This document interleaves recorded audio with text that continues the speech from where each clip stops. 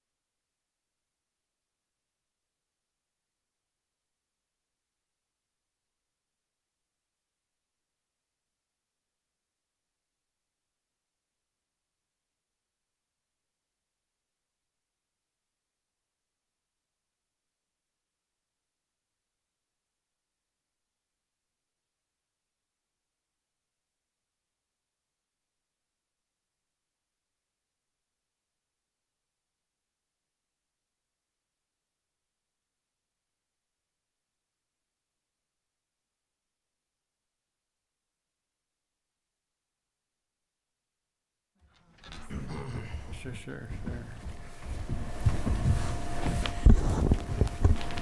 All right, great. Well, welcome everyone. It's Monday, June 17th. Welcome to the Board of Selectmen meeting. We will start off with the Pledge of Allegiance. Pledge of Allegiance to the flag of the United States of America and to the republic for which it stands, one nation, under God, indivisible, with liberty and justice for all. All right. Well, this is the shortest board and committee openings list I've ever seen, I think. One, Board of Health opening. So if anyone is interested, please, we would appreciate the help. Next is the public comment, which we give 3 minutes or so. Yes, Mimi.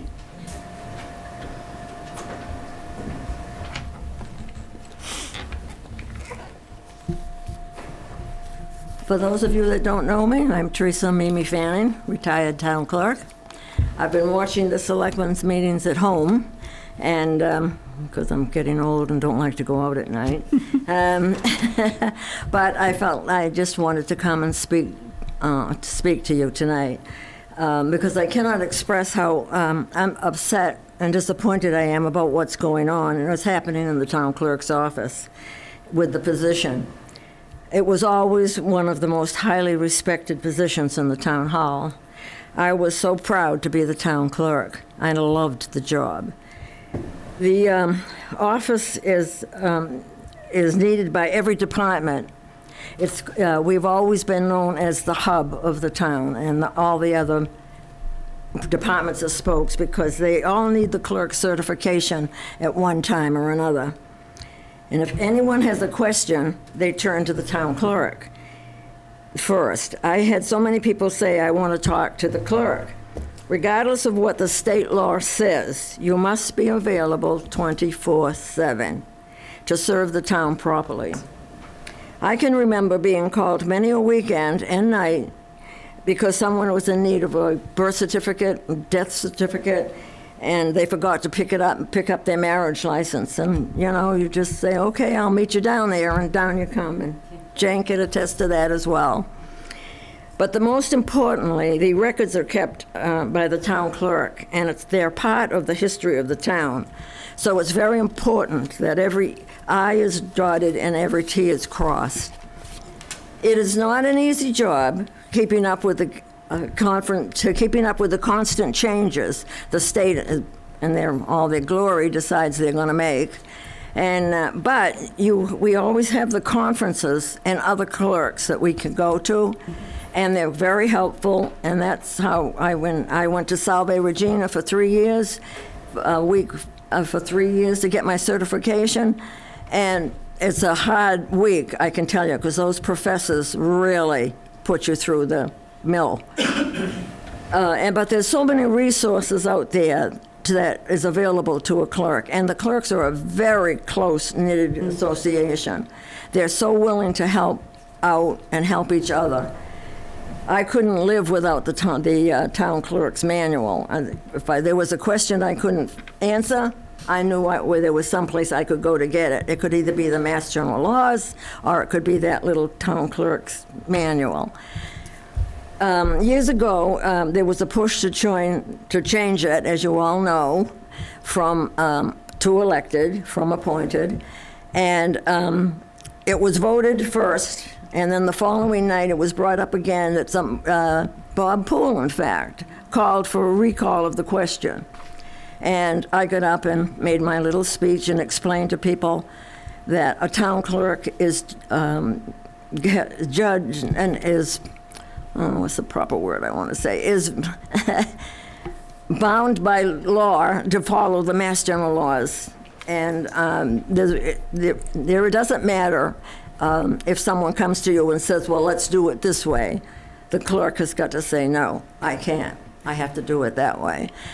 But the main reason why I want to keep it I would like to see it elected, mostly, the most important reason is because you must live in town to be an elected official. And I feel the town clerk really should live in town because one gets to know the people, gets to know everything that's going on. We are known as know-it-alls. But I still get calls at home. I still get them to this day, and how long have I been retired? And they call and they say, do you remember this, or do you so, which is nice, which I love, and I hope that continues. And I believe that she could relate better to the community. And remember that if you're unhappy with the town clerk and she's elected, you can always vote her out. So I think that's about my feelings on the subject. If you have any questions, I'd be happy to answer them. Do you feel that having an elected town clerk is essential for democracy and the checks and balances to prevent the consolidation of power? Yes, I do. I feel that she's got the big wheels in the State House constantly watching you. And when you go to the conferences, they come. Secretary Galvin, he came to every one of them and would talk to us and make sure that we're running the elections properly. Yeah. So yes, I do. I agree with that. Mm-hmm. Do you think that if the position was appointed, there would be pressure at some point on the town clerk to do something that maybe they wouldn't do if they were elected, because they're working for the people? And Yeah. I mean the people. Yeah, yes, because I have to say that happened to me at one point. They wanted to do something, and I said, I can't, you can't do it that way. Right. You just can't do it. But you didn't have to worry about punishment or Oh, no, people. no. No, but I'm saying if you were appointed, But if you would were have. appointed, yes, your You would have job would problems be in that way. jeopardy. Yeah. Right, exactly, Okay. yeah. Thank you. Okay, you're welcome. Thank you, Mimi, Okay. very much. You're welcome. Appreciate it. And we're going to talk about this, as you know, and then afterwards, if you'd like to say anything more, or anyone in the audience would like to say anything more, we're obviously open to that, so thank you. My voice back in. No, Which is great news for some people. anyone else? Yes? Hi. Hi. My name is Maureen Vaca, and I'm new to town. I've been here 2 years. And so it's my first meeting. So excuse me if I sound a little nervous.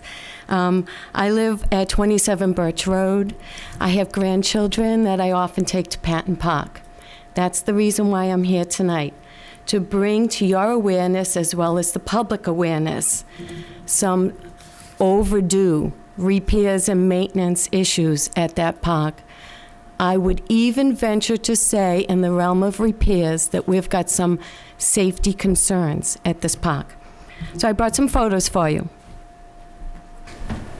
Thank you, yes, yes. Around. Thank you. We play well I don't together. even know what I'm looking at. You have a beautiful community here. I love it. And Patton Park is a gem. The swimming pool's a beautiful addition. The new work in the ball fields, Is this metal? yes. So first we have a picture of a blue slide where there's a serious gouge in the slide. If a child were to go down that with their hands on it, Oh, my. it would slice open. It's evident that there's been some temporary repairs done. There's some duct tape. That type duct tape was there all last summer. So it's not temporary any longer. Unless that slide has been ordered and there's just a backlog, that should have been addressed. The next one is a climbing rope. I actually punctured my hand on that rope. I lifted myself up to see the little one was going down the slide or not. Put my hand right on that exposed wire. 4 of those cubes, those squares, are exposed like that to feet and hands. There's some turf grass down there. I saw a kid take a fall, bleeding in his mouth. You can see the turf grass, this picture there, the big piece taken out. So those are the 3 concerns that I noticed in one afternoon. So what we need is for someone to go down there that's more of an expert than I am and really take a look, especially in light of the summer program starting Monday. In addition to the repairs that I've noticed there, I would just like to bring to light some maintenance issues. This is my 3rd summer bringing the little kids to this park, and there's never been a delivery of sand to that park. There's pictures there of it. You can't have that. We can afford sand. So I just, I know we have responsible people working in our town hall because look at this beautiful town. And look what you did with that park. So I'm going to say this was just an oversight because we've been busy putting in a swimming pool, but I'm going to hold people accountable. Okay? Let's look at that line item in that budget. There has to be a line item for parks for repairs and maintenance. Let's make sure it's being spent at that park for repairs and maintenance. And let's see if we can get at least those addressed maybe by Monday before the kids are there, okay? Thank you for your time. Question, Thank have you. you called in before at all? You did call in, good, I just, the first day I was there, I called from the park. yeah. And I was only as far as the sandbox. And I have to say, your town manager, Joe, answers his own phone. Not for long. I come from North Reading. I thought this would be under Parks and Recreation. So Yeah. when your phone doesn't say Parks and Recreation, I said, let's just start at the top. And Joe answers his phone. And he did say he would talk to DPW, which manages Right. your parks, Right. about the sand. But it was later in the day that I was walking through the park that I noticed the other things. And Okay. I don't go around the park and point it out to all the mothers and do the gossip thing. I just come to the people that can actually fix it Right. and leave it with Thank you. Thank you very much. Thank you. Thanks for coming. Yeah. May I say something? Yes, Mimi, if you don't mind, just so everybody can hear. Yeah.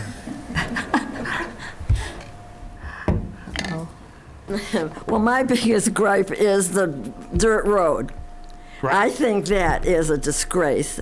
You go to your Little League game, and you hit one of those potholes, and they are huge. And I know that the road has been graded, But doesn't seem to be taking care of it. I've been complaining about this for I don't know how many years now. But what really gets me, though, is when there's a baseball game with the school, and you've got a bus from another town going down that road. It doesn't make a nice name for Hamilton, I don't think.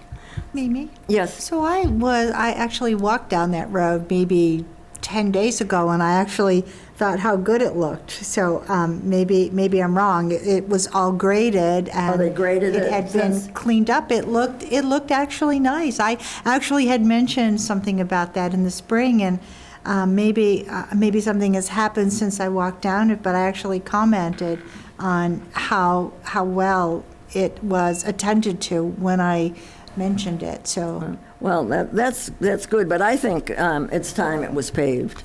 I really do. I think it's time, because this has been going on, for a long time now. I've been going to Little League games since a long time. Because I just went to my grandson's game a couple of weeks ago, and yeah, it was since then that I walked down there. Was it? Honestly, Yeah. I was very impressed. But I would like to see it paved. That's my goal. Thanks, Mimi. Thank you, Thank you. Mimi. Mr. Chair, may I ask our town manager a question? Do we have any big paving projects coming up this summer for all water repair lines, stuff like that? I don't know what the schedule, I know Tim normally has work that he's going to schedule there all the time, so. Yeah, I wonder, I guess I'm just kind of spitballing here, because I know sometimes on the paving projects, we have some excess at different times. Maybe we could, because it's not a very long stretch, it's 1,000 feet or something like that. I don't know how long the road is there, but if we had something we could fold into a current paving project, I don't know how much I gotta- site work would need to I gotta make that see a how viable close it is to surface, the- but. I have to see how close it is to the pond and wetland areas and stuff too. We're not gonna be able to Yeah. just lay pavement because we want to. Right. It would have to go through the proper channels and process to go, if Yeah, we're. my only other close concern enough is to- with the schooling fields there, with the property line that goes through that Yeah. other parking lot, oops, sorry, that we may end up having to stop at some point before the end of the road, because that parking lot, I think, is part of the schooling fields. You had asked for us to try and bring Tim in for kind of a talk about all things DPW later this summer. I suggest we add this to the list of things, and I'm hoping that, since he's in the back of the room, but probably not prepared to speak to it right now, we can add that to the list of things that we'll talk to Tim about when he Yeah. comes in. Sounds good. Hi. My name's Mary Green. I live at 569 Bay Road, which is that house right over there. Many of you know me, some of you don't. I just wanted to speak very briefly about the executive session that's going to be happening this evening. I understand you'll be meeting to discuss Varsity Wireless and the litigation strategy. And I'd like to respectfully ask that the board reconsider its position on the location of the cell tower. Our family has lived in the historic district for over 30 years. We've been here over 20, and my sister-in-law was there for another 12 before that. There are many other people here who have been here much longer. And as a community, we've all endeavored to keep the district looking beautiful. We keep our properties up, our hedges trimmed, our houses painted in appropriate hues, all to try and keep things looking historic. By putting a cell tower in the back of the town hall, we are really desecrating the history that we've all tried so hard to build. In addition to being historic, it's also a residential neighborhood. Even though there's trucks going back and forth, that's a small incurrence compared to the disruption that this cell tower will bring. The siting is only within inches of property lines in 3 directions. So it's just not an appropriate site for it. The decision to locate the cell tower behind the town hall was made solely on the recommendation of and using information provided by Varsity Wireless, the company who stands the most to gain from this agreement and nothing to lose. No signal strength study from a neutral provider was ever done, and as a result, it's quite likely that a cell tower here will result in only a very narrow improvement in service, and additional towers will be required to even reach downtown. Based on the good service enjoyed throughout town by AT&T customers, it's clear that there are better sites that will establish good service with just one tower. I would urge the Select Board to continue working with Gordon Conwell on a suitable site on Browns Hill, which common sense says would offer better signal strength over a wider area. Such siting could be negotiated as part of the pilot agreement currently under negotiation. Varsity's lawsuit has resulted in a difficult hardship for the town, and we understand your urge to do whatever necessary to make it go away. However, the best path forward is to find a better location, one that will give the whole town good service while keeping our historic district and neighborhood intact. Thank you for your time. Thank you. Mary. Thank you.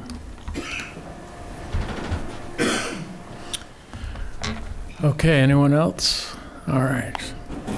The next is Selectmen Town Manager reports, and we have, before we get to that, we'll have Sean here, Sean Timmons, to provide an update on the summer programs. Yeah, thanks for having me. Sean Timmons, Hamilton Wenham Recreation Director. Just wanted to, as Jeff mentioned, just give an update about all the events and programs and stuff we have going on this summer. Of course, the pool opened last Saturday, or a week ago Saturday. So weather was actually, believe it or not, wasn't raining, so that was a bonus for us. We had A&B Burgers on site from 12 to 3, so it was a really great day. And had, for our opening day was our most well-attended opening day that we've had over the past 3 or 4 summers. This summer we've added a number of different items. We bought Whibbits, which are like large inflatable slides. So those will actually be going in the pool on Wednesday for our first time, for our first trial this Wednesday. So we'll see how that goes, but we hope to have those in the pool on a kind of continuing, rotating basis as the summer goes on. And we'll release those schedules, as we get them, maybe a week in advance as we look at the weather and things like that. Certainly we want to make sure that we're putting them in when people are going to be there with the weather. This year we're going to be open on the 4th of July, so that's a new item that we introduced this year, as well as we'll be open through Labor Day weekend. So our season will extend a little bit this season as compared to seasons in the past. Like I mentioned, we had A&B Burgers on site. We're also going to have a free ice cream day from the folks at Cherry Farm. Are going to come down and provide ice cream to folks. We have a Pirate and Princess Day with a music and a DJ. So just kind of small, fun events that I think, hopefully will attract some more folks. I will say, we are well ahead of our membership sales this summer compared to last, where we stand right now. So we feel pretty good about the different things that we added, kind of help push those sales. We also tweaked our pricing structure a bit. We increased the price for drop-ins, but lowered significantly the price for membership. So maybe drive the memberships a little more as opposed to just the random drop-ins, which helps us have a better idea of how to staff the pool. Sometimes with the if you have a high number of drop-ins, it can be confusing, or it can cause some confusion about staffing. So this way, with the number of memberships that we've sold, we have a better idea of our staffing levels.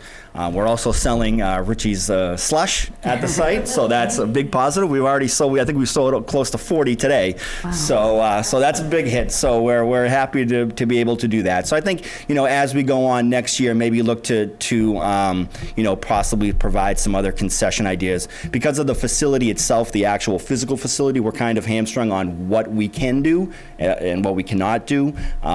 With Board of Health regulations. So kind of to look to the different types of items that we might be able to sell on our own. We do have vending machines there, but on our own in the future. But the Richie's slush has been a big hit so far. So we're excited about the pool. We have about 25 to 30 employees working for us this summer, and that includes our swim team, which we have 70 kids on our swim team. So again, real big numbers for our swim team. And we have a meet and greet Wednesday, and then our season first practice kicks off this upcoming Thursday. So still time to register if anyone's interested in swim team. But it's a lot of fun. The kids, for the price of the swim team, the kids do get to swim 4 days a week, sometimes 5 days a week based upon, so they do get a ton of swimming. So, it's not super competitive. It's a fun atmosphere, but the children improve unbelievably. So it's really a great way to get the kids in the pool to strengthen their swimming skills. So, that's how we advertise it, or that's how we promote it. It's really a great chance for the price that sometimes you might pay for one swim lesson, at a local YMCA or a local club. You can pay to be on the swim team to really strengthen all your swimming skills. So we're really proud of our swim team. By far the largest team in the league.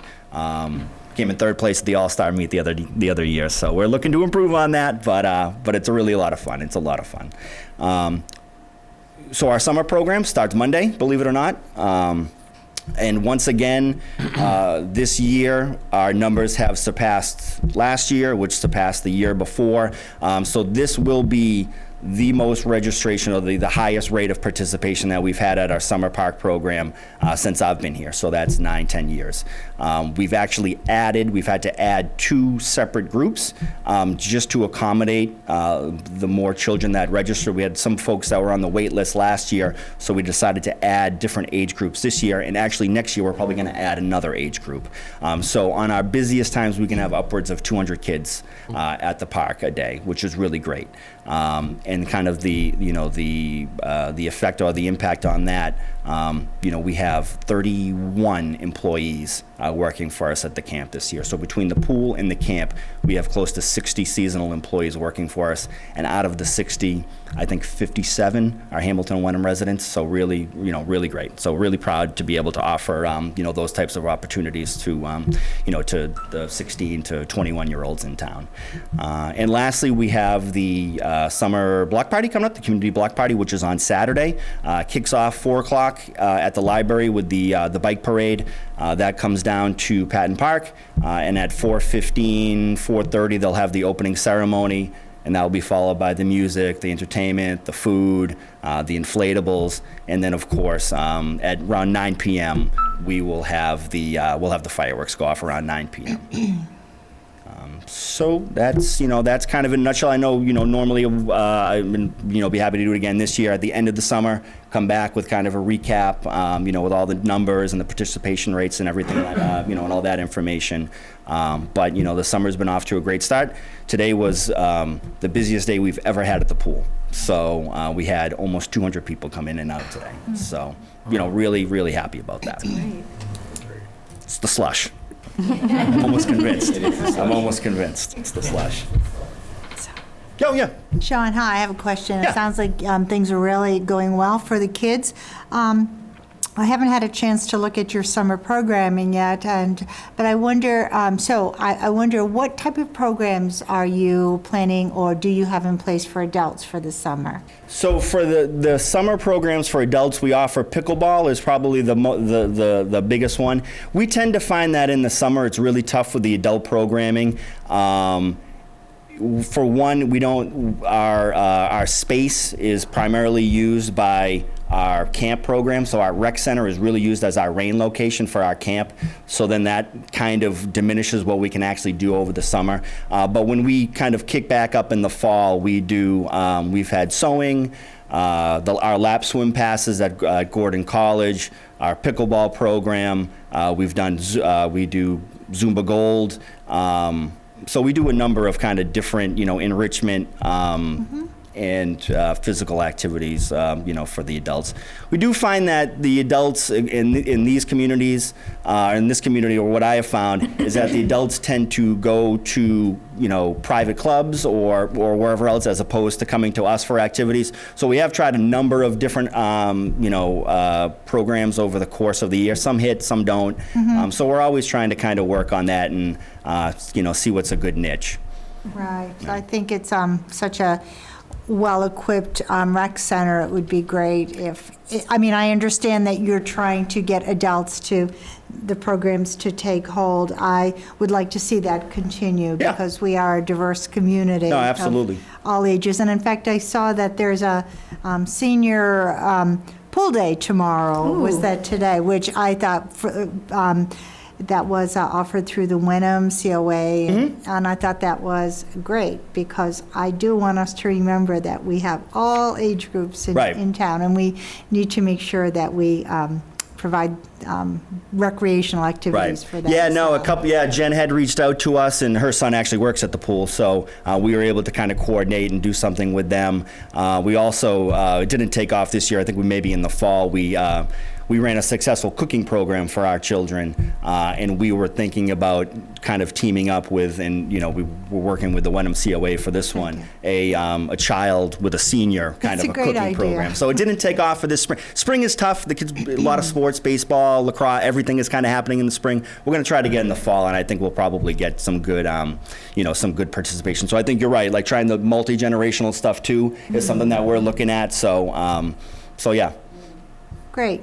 So I look forward to lots of opportunities.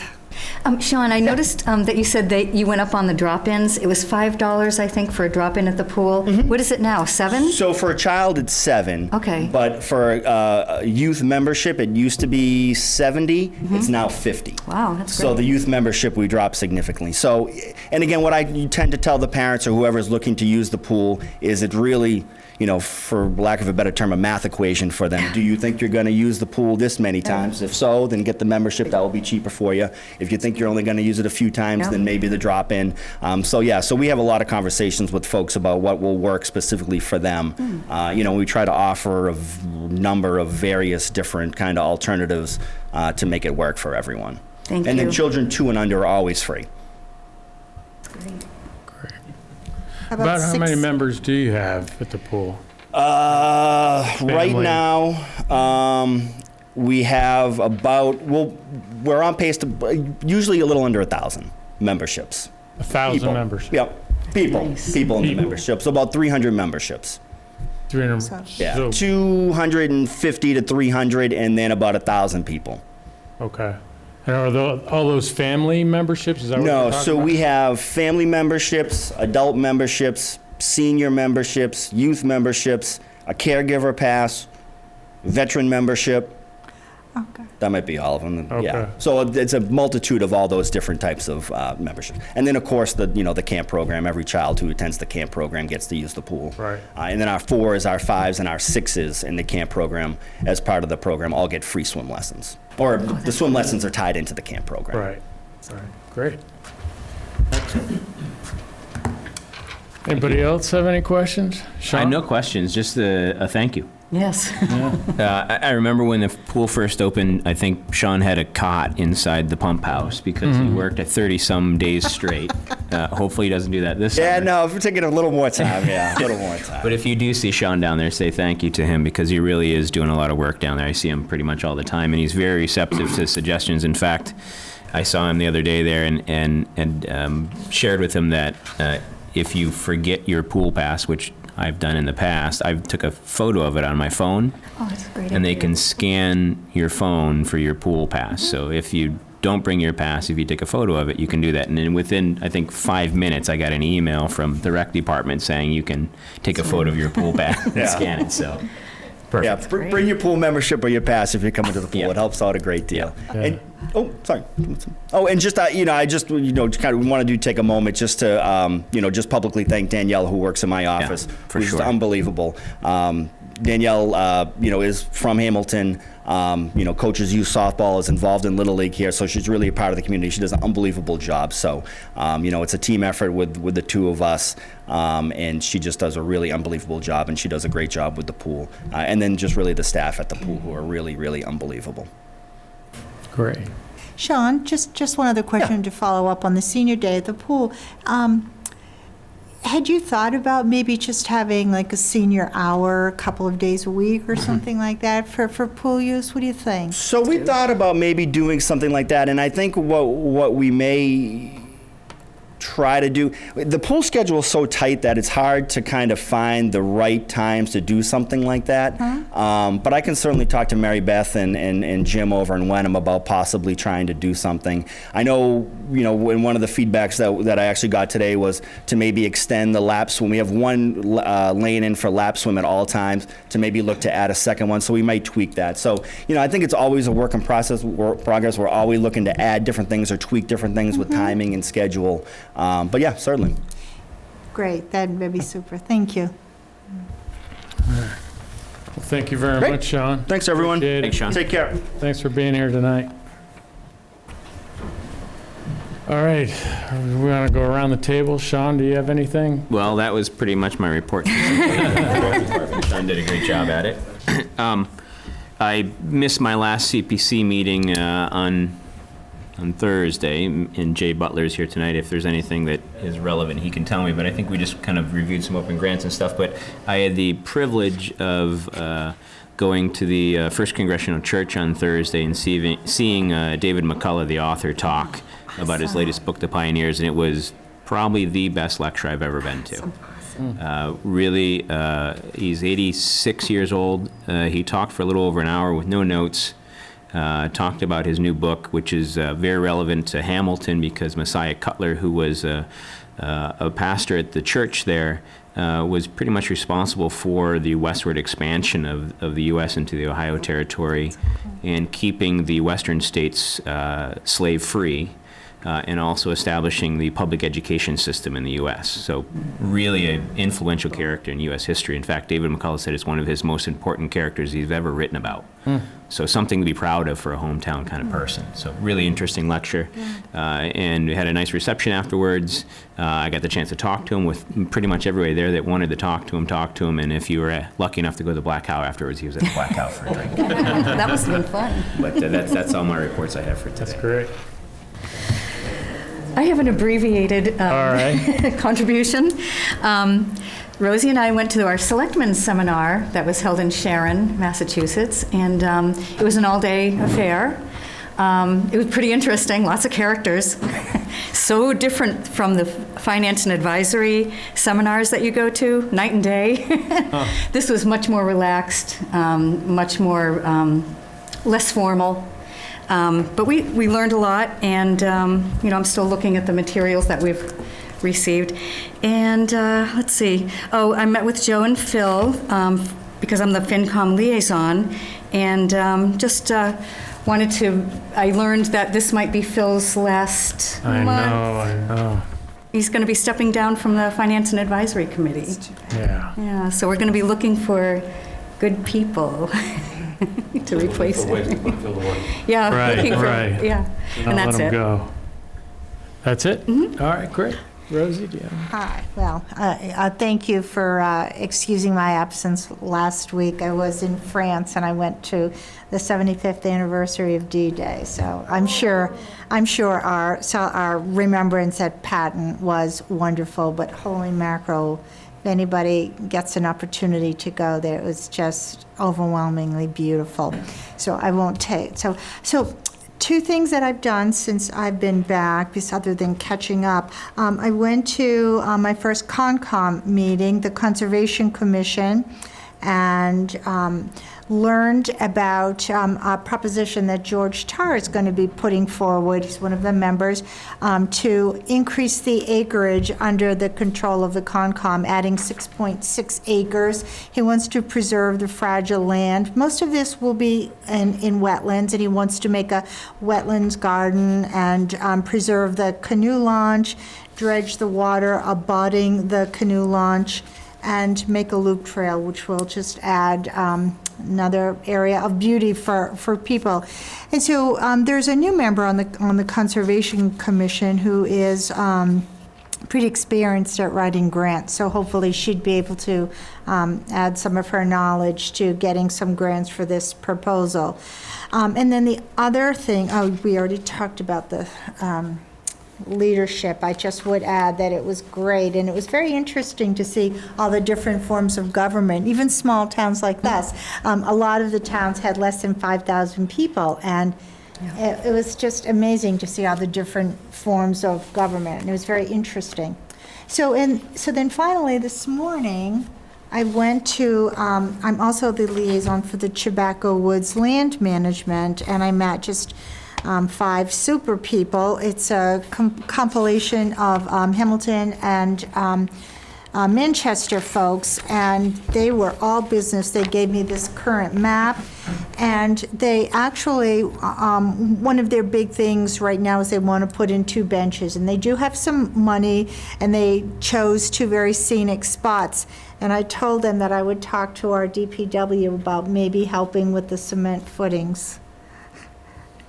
So that's all I wanted to talk about. They also just mentioned that they're having problems with loose dogs out there, and there have been some Gordon College students that have been bitten. So hopefully people will put their dogs on leash and keep everybody safe. But anyhow, it was a wonderful opportunity to really learn about more preserved land in our town.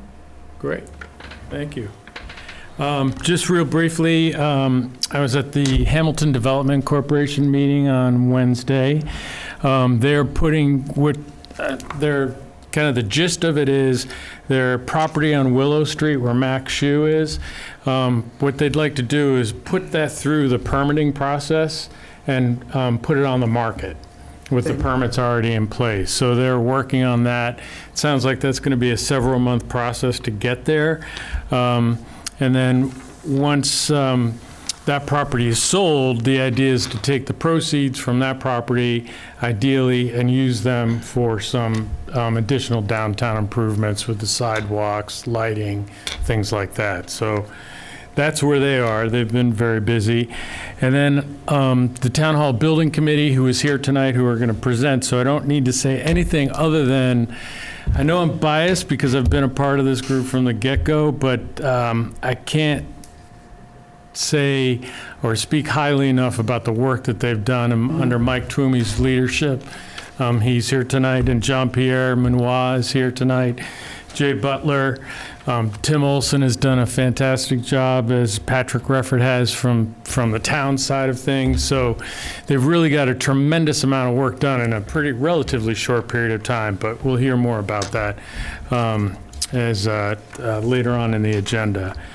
And then, so I don't forget, I'm going to go abbreviated myself. Okay. Because, in the interest of time, and then we're already running a little over. Town manager. I have a town manager report. It'll be posted on the website as it always is. I did mention in here that George had approached me about that and that we'd be bringing this forward. It's under my goals on Patton Homestead. But the only main thing I want to bring up tonight is that you all know, but I'll make it public, the town was awarded a $15,000 grant from the Municipal Vulnerability Preparedness Program. It's a $15,000 planning grant to help us conduct our own resiliency workshop.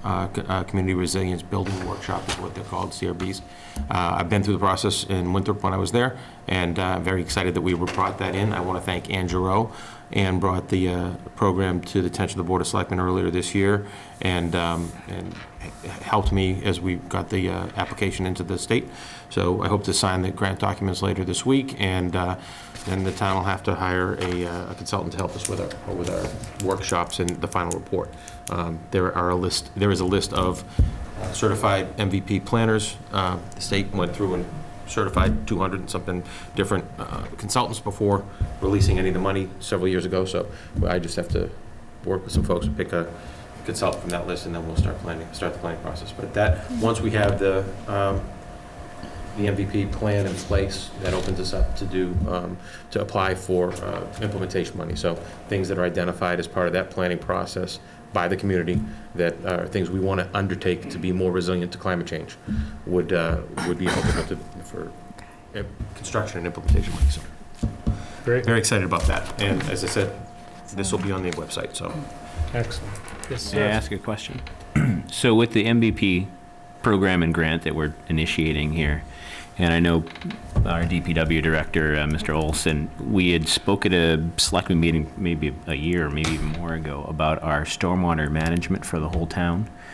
Does any of that overlap with some of this MVP stuff? I know because we have to do we've done an assessment, now we have to, the state's wanting us to get up to a certain plan with our stormwater management. I don't know if it has any overlap. To the extent that, we can undertake mitigation measures that might assist us with managing our stormwater, But that'll all have to be vetted out through the process. I Right. wouldn't want to prejudice the process by Right. saying, oh, look, we're going to do it to try to get money for our Right. stormwater management plan. And in fact, stormwater management is a different animal. It's not just about climate change and sea level rise. It's involved in trying to make sure we're not releasing more particulates back into the natural environment and everything else. So, yes and no. Right. That's what I was kind of thinking. There's When a I little dance bit around it and say yes and no. fudge in there. If the CRB workshop and the planning process is able to identify some measures that would help us in both areas, we'd be free to try to pursue that with a competitive grant. But we really need to prioritize what the needs of the town are based on all the ways that we're vulnerable, so. Thank you. Great. All right. Next is our consent agenda, which might be pretty briefer than it is on the agenda itself. Just yell at hold if we want to put a couple of these things aside for next time. The first item is approved minutes for the Board of Selectmen meeting May 20th, 2019.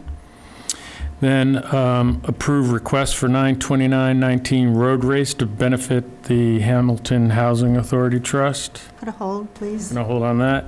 And then we have the 3 union contracts, which we just got. Approve administrative staff union, CBA. Approve police union, CBA. Approve fire union, CBA. I'm going to put a hold on those last 3. Want to do that? Yeah, please. Makes sense. So what we are voting on in our consent agenda item is simply the minutes from May 20th, 2019. I make a motion that we approve the minutes for May 20th, 2019. Thank you. Second. Second. All those in favor? Aye. Aye. All right, great. Yeah, I'd just like to, if we could clarify that we're only holding the contracts, just so that you all get a chance to look at. Right, I was just going to clarify that, yeah. The fact is that we put this on the agenda because we were trying really hard to get it all done in time. We've done all the work technically, but we weren't able to get all the information to the board in time for you to make a decision. So Gotcha. this isn't anything to do with the contracts? Right. We'll Yeah, put it on I the guess agenda for my July follow-up 1st. to that was I was going to kind of say the same thing, but is there any kind of a timing issue with this if we, No, I next talked to agenda. Marissa about it. She's got a little bit more work to do, but she has all the work done by July 1st when you guys vote. We'll be fine Your as next long meeting's as it- July 1st, so Perfect. we should be able. Okay. Despite tonight's hold, I'm very thankful to the unions for the hard work they put in, particularly the hard work that Marissa and the finance department and Chief Stevens have done. Chief Stevens helped me helped me greatly during the negotiations. All 3 unions came to the table ready to work. I've been told that it's been years since we had contracts ready to sign before July 1st, so Yep. we're there. They're good, I think they're fair contracts. They're within the scope of what the board and the FinCom had asked me to do, and so I think you'll be happy with them, but Right. definitely need to give you time to look at it. yeah, Yeah. just first blush, Make just it seeing it first. tonight, it looks like what we've talked about previously. I don't want to, I would like to look at it a little bit more. Not that I disagree with any of it, but Right. just want to have a But time very, to very peruse thankful it. for the unions and the way they worked with us at the table. so. Good. Excellent. Okay. Next, reappointments. Reappoint town board and committee members whose terms are expiring per attached list. Do you guys have the attached list? No, I don't think we Because I was do. just noticing that I don't have it in mind, so. Oh, I did. You want to pass on that? Most of them are done on the 18th of June.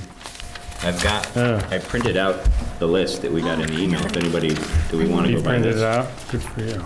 Good for, 2 extra points, good for you. We can hold it, but we're going to be. That in- list was sent out, I thought I sent it out to you. Yeah. No, You but did, I'm we just surprised didn't it wasn't- print it. didn't get printed. Sorry about that. Mine didn't come through. It didn't? Apologize. Mine did not. The list lists several people to be reappointed, some others who asked to not be reappointed, and then there are a couple that there's no definition. No matter what you do tonight with the list, as Sean has it, there will ultimately be some that you have to appoint going into July, because some people Right. haven't let us know where they stand yet, so. Okay. Right, and I apologize, I kind of misstated. I thought it was the 18th, but it's the 30th, and most of them are 6/30/19. So that's when their expiration is. So Okay. if we hold this, if we feel the need to, I'm sure July 1st isn't going to make, I don't think anybody's having a meeting on the 30th. nobody's going to have a meeting on the Okay. 30th. It's going to be in arrears, so. So we'll do that, then we'll hold off. Makes sense? We'll try and make sure you get it back Okay. to you, and get it up to the website, so I And apologize. if you haven't talked to your liaison groups, reach out to them. In fact, I reached out to Jay just minutes ago, confirm Is with this him, the so- latest update? I printed this today, And that- so. okay. Yeah, it was updated by me at the latest. I went through everything on Thursday before I Oh, left. perfect. On Friday, and then sent that out. So I'm sorry I didn't make it into your packets. I did email it to you, but Okay. I'm sorry I didn't make it No into your problem. packets. Hold to July 1st. Okay. And then how about reappoint the building inspector, plumbing inspector, and wire inspector per agreement with Wenham? So these are not really your appointments, they're Wenham's, it's just because of our agreement with Wenham, you do have to vote to have them appointed. So they're on annual terms, they're the same 3 inspectors that we've had. Just ask you to continue the appointments, to continue the agreement. No problems? No, it's actually been pretty good. If you want to ask Patrick, Patrick's been overseeing the project on our end. We've got an increase in compliance, I think. We've got an increase in building inspections, building permits being pulled. The program's been working pretty well. Great. I would recommend that the board respectfully endorse them all. Thank you. Great. Thank you. Shall I make a motion? That'd be great. I make a motion that we reappoint the building inspector, the plumbing inspector, the wiring inspector per agreement with Wenham. I'll second it.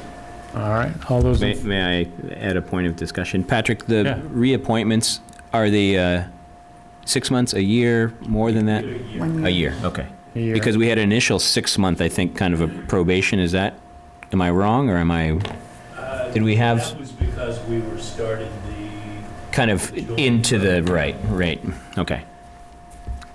Okay, so we Give have a a second? motion. We have a second, right, Sean? Any other discussion? All right. All those in favor? Aye. Right? Great. Mr. Excellent. Chair, did we, Rosemary, did you put a hold on the road race? I did. Did we discuss it? Oh, did we want to No, discuss that? I'm that's the sorry. problem. We haven't discussed it. Mr. Chair, may we rewind a Sure, little bit? absolutely. Let's rewind to requesting, so this was on the consent agenda for those following along, for a road race to benefit the Hamilton Housing Authority Trust for September 29th. So I'll make a motion to approve the request for the road race to benefit the Hamilton Affordable Housing Trust on 9/29. Anybody want to second it? And then we can discuss it, and we can, I'll second it so we can discuss it. Yeah, okay? yeah. Rosemary? Jeff, did you say Hamilton Housing? No, Hamilton Affordable Housing Trust. Affordable Housing Trust. Not the Did I? Not the house, not the HHA, the HAHT. Easy to confuse, right? Yes. Okay, all right, sorry. Okay, so I apologize, I did not bring my notes on that particular issue. However, I will say this. I'm sort of selectman that is going to do her homework and make sure that I understand clearly what I'm voting for and what I'm not voting for. And I noticed this item on our agenda, and I decided to find out about it because we certainly have community events here all the time. And it turns out this particular proposal is very different than what we would have in this town. It seems that he was recommended, this person who wants to run this road race contacted somebody who he knows in town, and that's how the application started. However, my major concerns about this, and I will elaborate, but the first concern is this is not a local event. Based on previous events that this entity has had, there was a 10K road race in Salem last year. They had 2,325 people running that race. I'm not finished. I'm not, and those people, I have a listing of where these people are from. They're from all over the state of Massachusetts. They're all very young people. This entity, this road race, it's a very small group of road races. There was also a half marathon that was held in Malden this year in March, and in that entity, and in that race there were 861 participants. Now this entity is touting this as a Munich running festival. So concurrently, in our little town of Hamilton, there would be a half marathon, a 10K road race and a cross-country race. And the proposed route of this is through our little town roads. It's on the main roads, it's on the side roads, and in fact, I don't remember I think it's the half marathon, but that would end right down here on Willow Street, a residential neighborhood with 1,000 people in that race. And so I thought, I was pretty upset about that. I thought, wait a minute, this is not a local entity. And adding on to that, it's an over 21 race. It's sponsored by local breweries, according to their very limited information I have available on the website. And so it's over 21, it's sponsored by a local brewery, and at the post party, everybody who runs in this race gets 3 free drinks and free food. In downtown. In the downtown. And so I have concerns about that. I am absolutely for supporting local endeavors, and in fact, there was a road race that was being proposed by neurofibromatosis, and that's a local event where you can have kids involved, families, ladies, guys. Mm-hmm. But this enormous undertaking doesn't seem to fit in with our small town. And so I talked to our town manager today, and as I said, I'm one to do my homework. There's very little evidence of long-range success with this entity. In fact, they've had a 10K road race in Salem for 2 years. This is proposed to be the third. However, Salem has already put limitations on them after 2 years. They've said, you need to clear out of the downtown. It has to be over within an hour and a half. And if a place like Salem says that, you know that there are issues. And so my concern is it's way out of scope for our town. Now, the other part of that is that they would be contributing to the Hamilton Affordable Housing Trust. We have no idea how much they would contribute. The people running this entity are a private for-profit entity. We don't know what they're going to contribute. And so there's nothing in an agreement. But even if they did contribute $10,000 or $15,000, my feeling is I'm not willing to sell out my town for this amount of money. I mean, $15,000 to the Affordable Housing Trust is a mere trickle. And what about the routes? Who's going to manage the routes? There will need to be outhouses, and who's going to pick up all the cups all over the place? Security. It just seems like a very out-of-scale project for our town, and I wasn't planning to discuss it tonight. I thought we would have more time to research it, but I'm very concerned about that. My goal is to preserve our town and make wonderful things for our town, our citizens, our kids, and so that's why I went to our town manager today, voicing my concerns about this. When I came to this morning, I had suggested we just have a vote to hold it, and we could ask the entity for some more information, and maybe even ask them to come in if you all wished. Yeah, that was my next question. Do we have any more participant count? I'm sure they're probably still having signups if it's in the end of September. Well, they haven't here. a location yet, so when I looked on their very limited website, they don't have a location, and you can imagine what kind of a town is going to be able to manage that sort of... I think it sets a precedent when you have outsiders coming in to make a lot of money, and they're just coming in to make a lot of money. So yeah, I have a problem. It's almost like carpetbagging. You know, there's nothing there for the town. Who's going to pay for security? Who's going to pay for the staging of the fire department and the traffic, mitigation and They pay all for of the those details and things? stuff. But no, I see some of your point. But I mean, they we don't handle know a what lot the of cost will be because we don't know the scope of it. That's the other So, thing. we wouldn't allow it to happen on our cost. Right, They exactly. Pay for it. But it is a little bit bigger than, to be honest, this came through as a request of a person who knew these folks. He asked me what was the process for requesting a race, we put it through the normal process. I know that the organizers have spoken to Lieutenant James, but nothing's approved until the board approves it, so Yeah. he worked with them, supposedly he worked with them to change the race route, so what Lieutenant James has suggested, I'm not sure matches what's on this application. Okay. So, So it sounds like we need some more information I'd then. suggest you Yeah. bring him. Yeah, in. let's bring them in.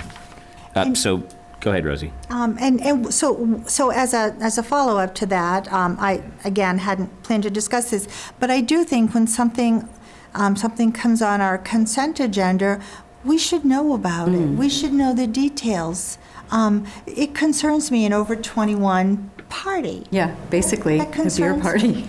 So, and not that I have anything against running, God knows, I've tried to do it myself, but the reality is, we need to look at things carefully and not just say, it's okay.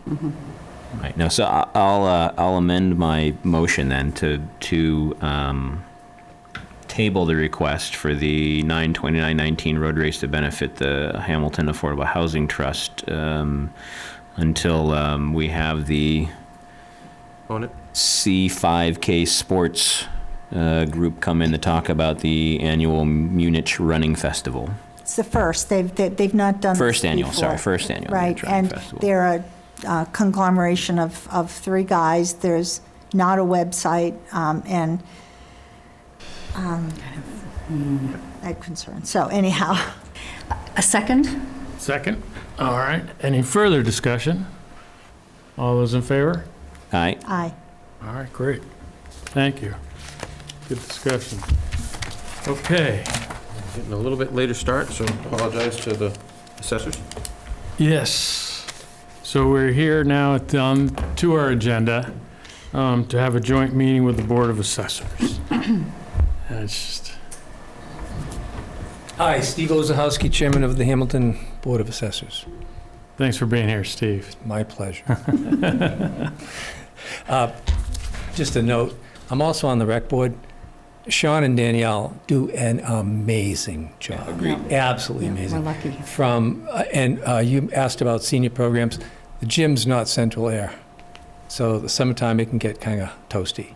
And Sean and Danielle, they manage everything from flag football to signage to field maintenance in both towns. The board, the rec committee, we are thrilled that they That's do such a great. great job. So That's good I to hear. digress. I apologize. Thank you. No, that's important. How can I help you tonight?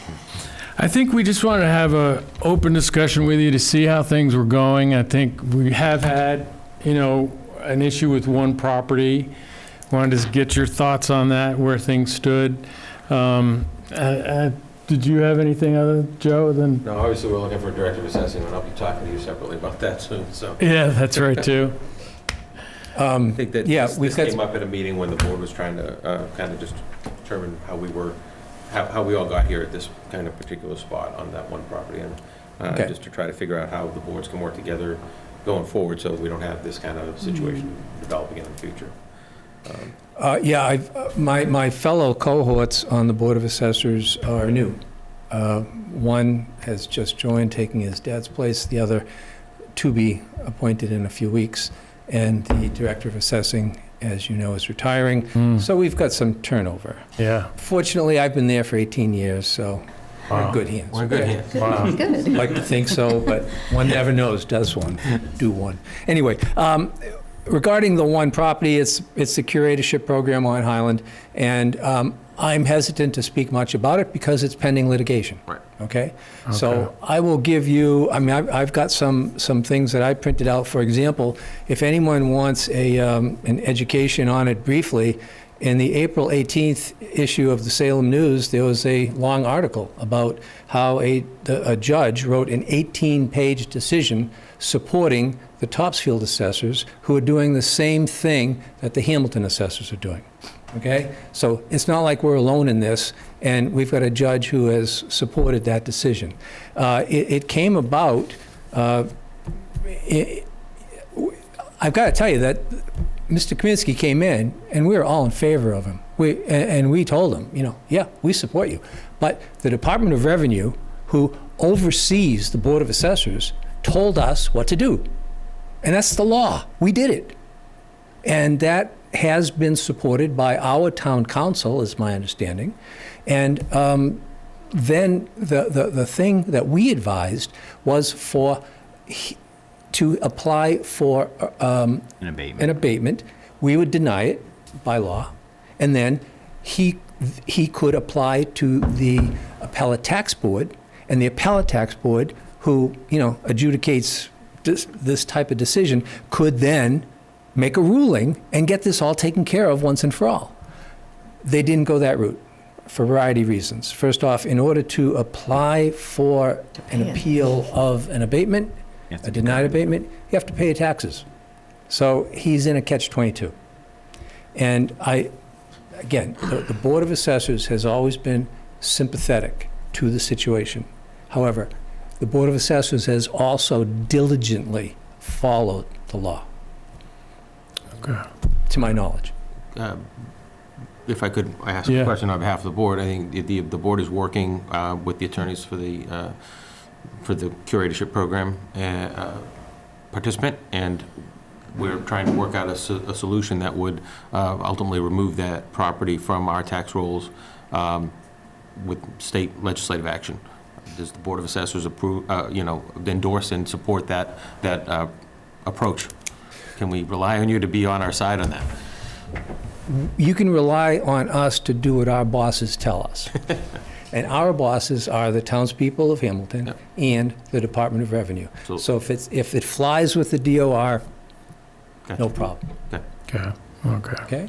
I think we're on the right track. Good. Right. Yeah, it's important. I'd add to what Steve said about the town council endorsing what the action they were given by the DOR. It wasn't just endorsed by town council, it was also endorsed by a second opinion of a different town council who was brought in specifically to offer an opinion on that. So, and that was all prior to my attending here as well, but I kind of read up on it. The town did go out and hire a second attorney to make sure that what happened was what should have happened. It's unfortunate the situation we're in. We're trying to resolve it, and we're all hopeful that it'll be resolved with the current strategy. So, Steve, Kai, could I just ask a question? I want to thank you for your diligence, by the way. As a resident of Willow Street. Yes. We did take it. Nothing wrong with free beer. I mean. You have to run for it. Sorry, anyway. And that didn't even address the spectators, that numbers, or traffic the and cars. parking and Oh my kids God. and cars and Porta potties. traffic and kids on bicycles, and I got it. Yeah, no problem. Good. Thank you. That's what you hired me for, and I'm happy to do That's why it. you make the big bucks. Yes, exactly. So I just had a quick question. That article where you talked about the agreement of a judge regarding the Topsfield property, was that referring to the Willowdale estate or the private residence that's, I believe both, but I think it's the residents. okay. Yeah, I mean, you can, I'll Yeah, give this to you if you want. I would love to read it. Okay, thank you, thank you. welcome. Steve, could you give us kind of a general overview for our board and the public, just what the assessors do in general, and then kind of on a daily basis, and people who come into the assessor's office, if they need something, what can they find in the assessor's office as far as things that townspeople might need for different reasons? One of my sayings is, if you build it, we will tax it.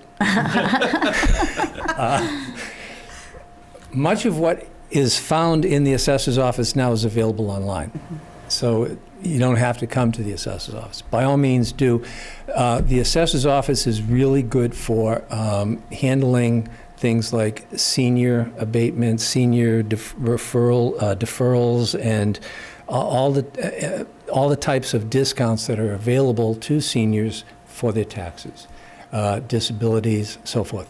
So that's a good reason to come in. And if any of our seniors need any assistance filling out these forms, because they are small print and some of the questions seem a little weird, come on in. Our staff will assist you in filling it out. So that's a key reason for coming in. Everything else is available online. Field cards, forms. What's a field card? Every property in town, there's a record of it. It's called a field card. And I highly recommend that all residents check their field card, because,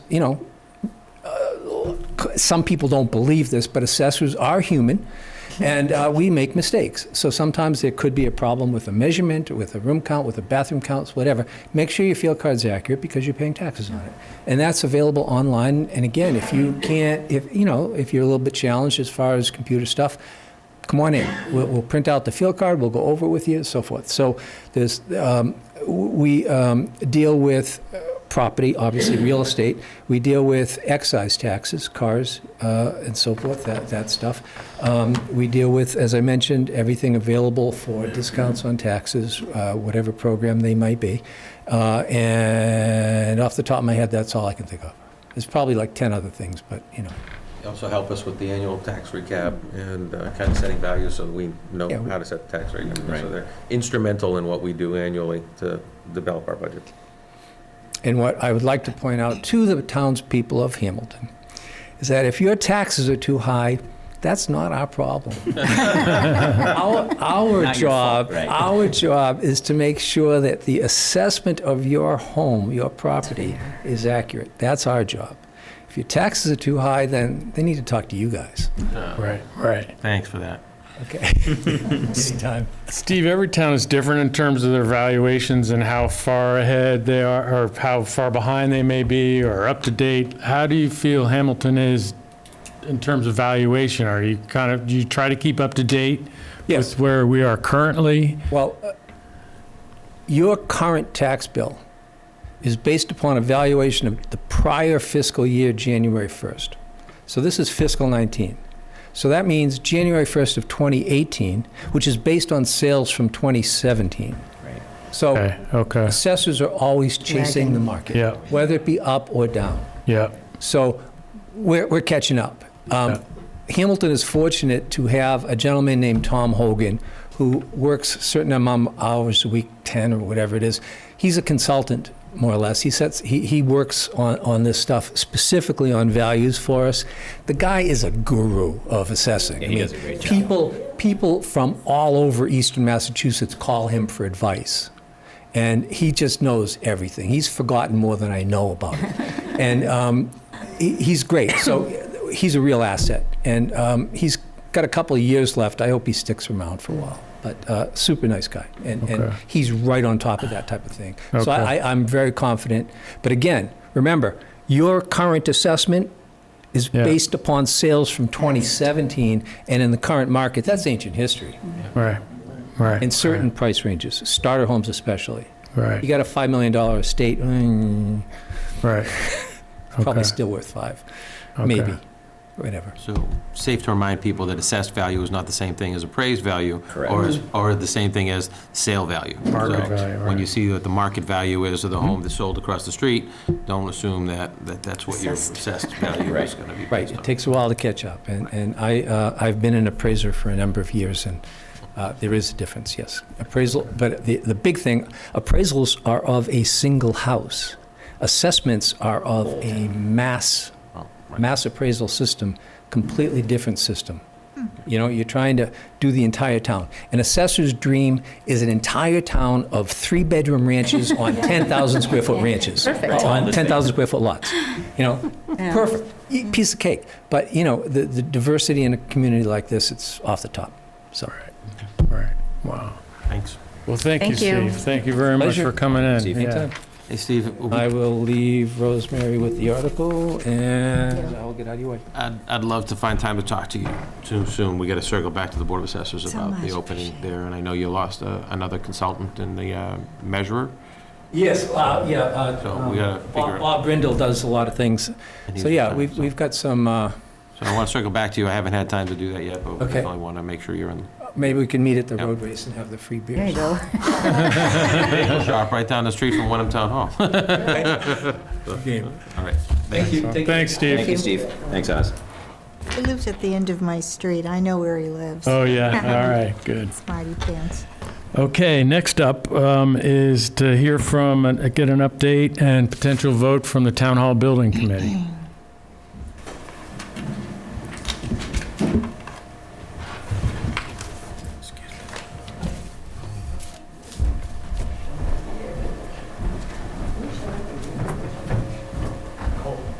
It is cold. You want me to turn that off? Thank Yeah, you. Tim? Yeah, it is. Thanks. Hi, Mike. Hi, how you doing? It was quite stuffy in here earlier, so I Right, turned right that now. on to trying to bring the temperature. Wait for Jeff, or go ahead? I'm not sure, he said to excuse him for a second. Go for He- it. Go for it, sir. He knows most of this anyway. Yeah. My name is Mike Toomey, 11 Hickory Lane. I'm the chairman of the Hamilton Town Hall Building Committee. I'm representing the Town Hall Building Committee tonight with an update on our progress and our current status. At the spring meeting, we presented two options for the renovation. It was option A and option B. We endorsed option A, and basically, rather than going through all the things, I've done this so many times, everybody probably knows it by heart, but the big thing with option A was removing the double staircase and infilling that with offices and even a stairway, much more compact. So that was the option A. That's the one we endorsed, and a lot of people thought that was a pretty good idea, but an ornamental staircase with historic value means a lot to a lot of people. So we've done some work. Option B, just to give you just a heads up, is the stairs would not be removed, and we would put an elevator shaft, a structure containing an elevator shaft and a stairway in there. It would be a 4-stop elevator. Most of the other things like toilet rooms, HVAC, sprinklers, all these other things, they're all interchangeable A and B. So the big things, the really big things are the stairway or the external stairway and elevator. What we've done is you gave us a charge. The selectmen appointed us and told us what to do. So we're sort of taking all this in. What we have to do is work with the town manager, which we have done. We were working with Joe, of course, and Tim. He's been on our committee, been invaluable, and Patrick, our planning coordinator. And we've received nothing but positive, timely, productive support from them: surveys, directions, site access, timely turnaround in documents, contracts, conforming to state guidelines. They've been excellent. So that has helped move the process as quickly. Now, we're in a 6-month span here, so we've been moving at a pretty fast pace when the architects first started. The other committee chores were to build committee liaisons with the Historic Society, the Historic Commission, CPC, the FinCom, Council on Aging, Board of Selectmen, of course, and that's one of the reasons we're here.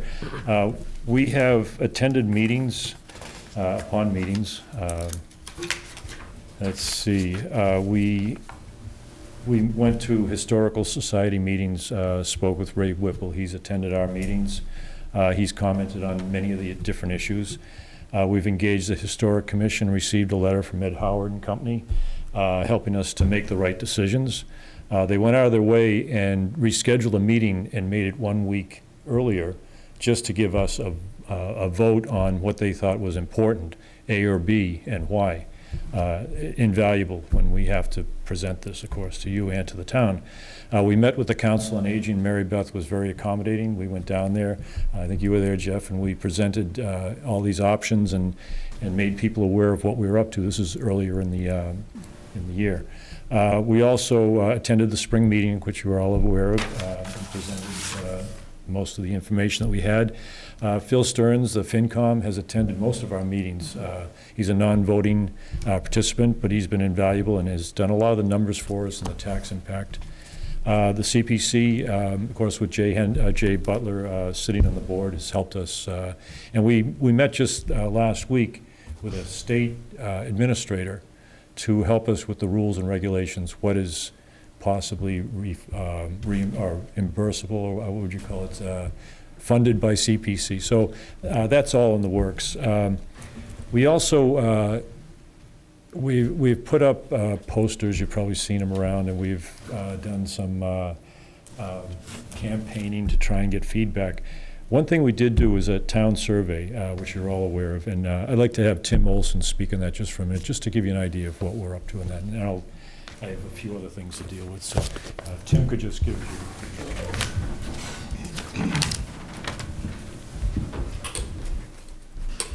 So, Tim Olson, Director of Public Works on the Town Hall Building Committee. So we put together a survey, a series of 7 questions. And what we were looking for is just some specific answers to some of the more critical questions on which option for the Town Hall Building Committee to consider.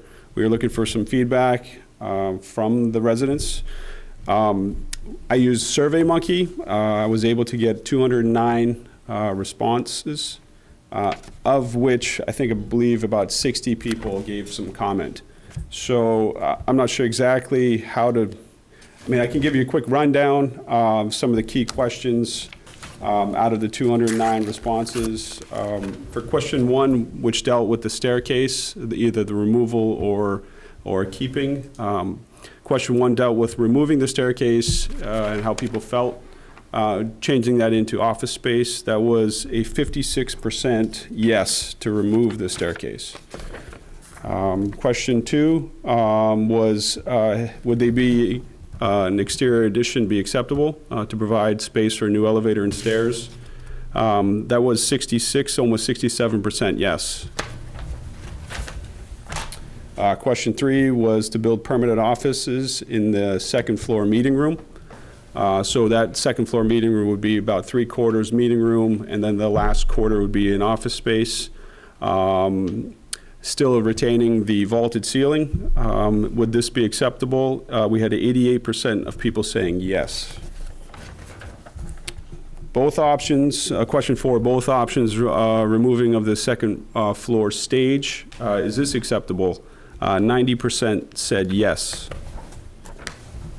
Question 5, is it important to have a public meeting room in Town Hall to accommodate over 80 people?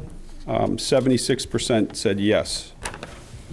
And question 6, should this meeting room be available for uses outside of Town Hall related business? 70% said yes. A variety of those were nonprofit, charitable organizations, possibly renting the space for outside organizations to use, possibly even theater, I guess.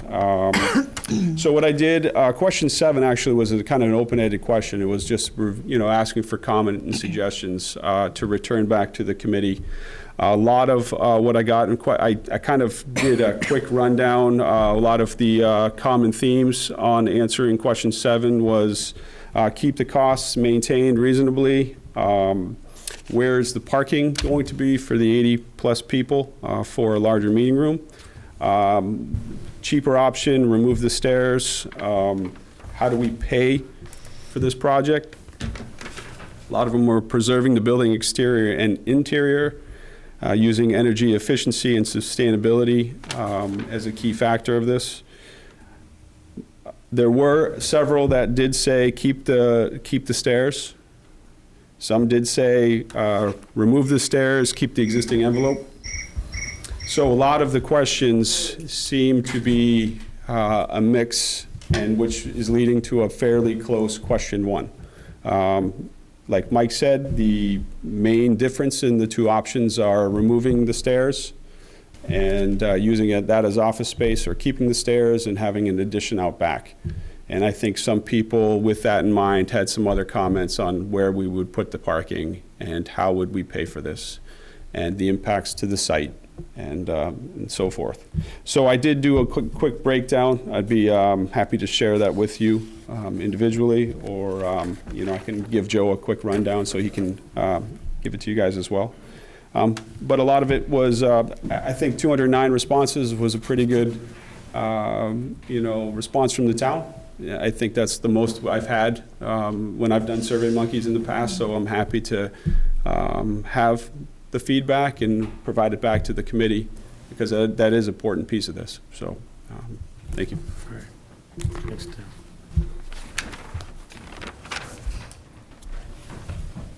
So now we have lots of information. What do you do with it? The CPC, I'm sorry, the FinCom made a recommendation for us to go with option B. The Historic Commission also endorsed option B. The Survey Monkey appears to be more for keeping the stairs and doing something out back, as far as we can tell. It's, the way the questions are, you have to read into them. But we, as a committee, have had to now look at option B more closely to be able to maintain the historic part of this building, which is the stairs. This leads us to another issue, where this is why I'm here tonight, primarily. In gathering all of this information and feedback, we've also had an interesting perspective and received a conceptual design provided by an in-town architect. And I'll just give you the highlights here. He would like to reduce the amount of restructuring within this town hall to maintain the historical significance. Make it more historically correct. Maintain the double staircase. Repurposing the second floor meeting room to its original full-scale, large meeting hall as was originally designed. Provide double handicap ramp in front and make it as aesthetically pleasing as we possibly could, but get rid of the side ramp. This is another part of it, utilizing ramps inside the building. So leave the stage and have a ramp off of that stage with an elevator stop there coming down into the main hall. It takes up space, but now this is the big one.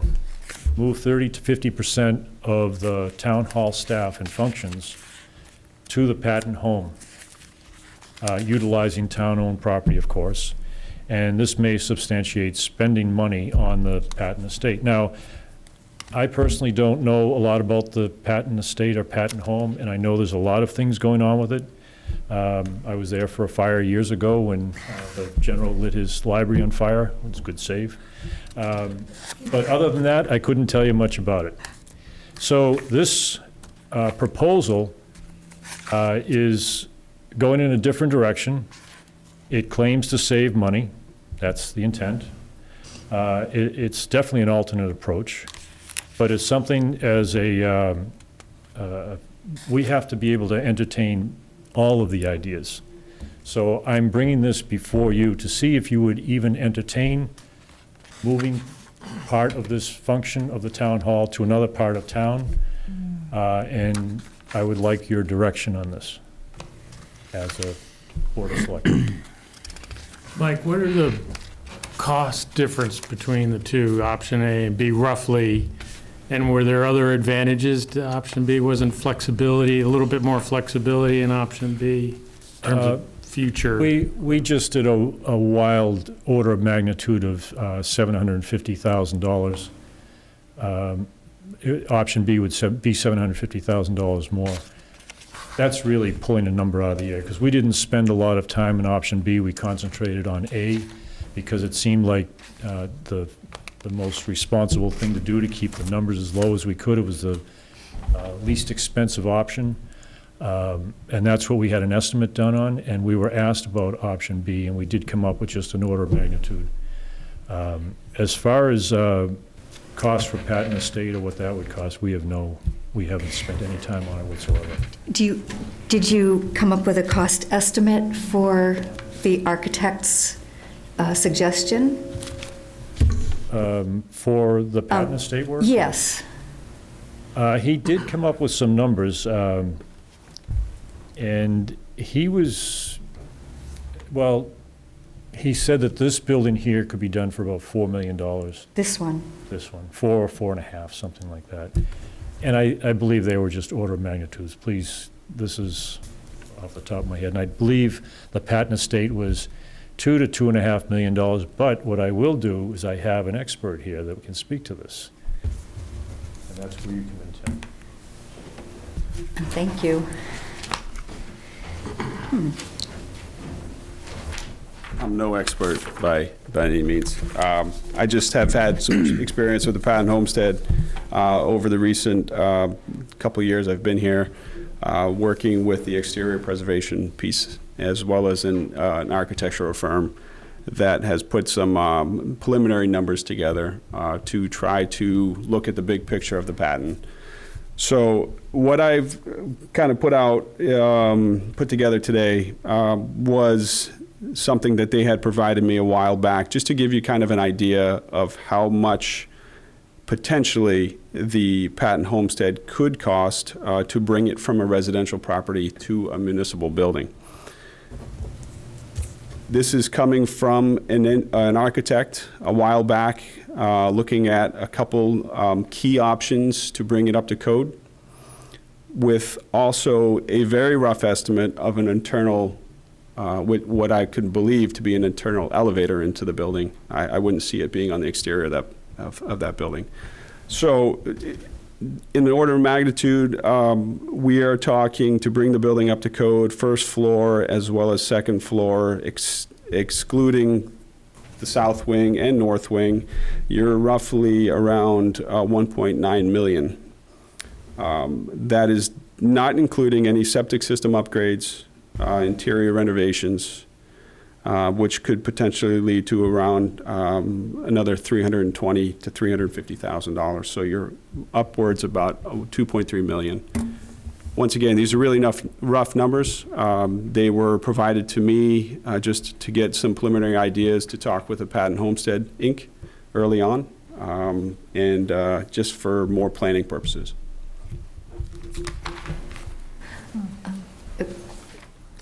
Which offices would, I'm getting feedback here, which offices would be amenable to being located? The ones that we were looking at would be Building Department, Concom, that group that would be probably grouped in this first floor.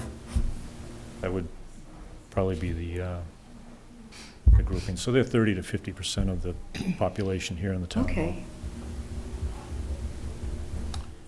Now, this is just a concept. We haven't explored this, but we feel like as a group, we have to acknowledge most or everything that comes into us, and this was an effort that someone has been working on for a while. So before we spend any money or time on it, we would like to get some direction from you. So and did you already go through the timeline of the town meetings that we're trying to hit and what the architects need from us? Have you done that? On options A and B and all that? No. Well, just so that we meet fall town meeting and then we meet Sure, I spring can town give you a meeting. quick rundown. The architect was hired November 2018. Within a month, they produced approximately 8 different options. We went to town meeting with option A and B, which was actually 6 and 8. It's now A and B, they're the two. They have done an estimate with a subcontractor that actually put a full estimate together. That's how we came up with the dollar value. They need an answer sometime in June to proceed with their schematic and design development drawings and go out for estimates for the fall town meeting.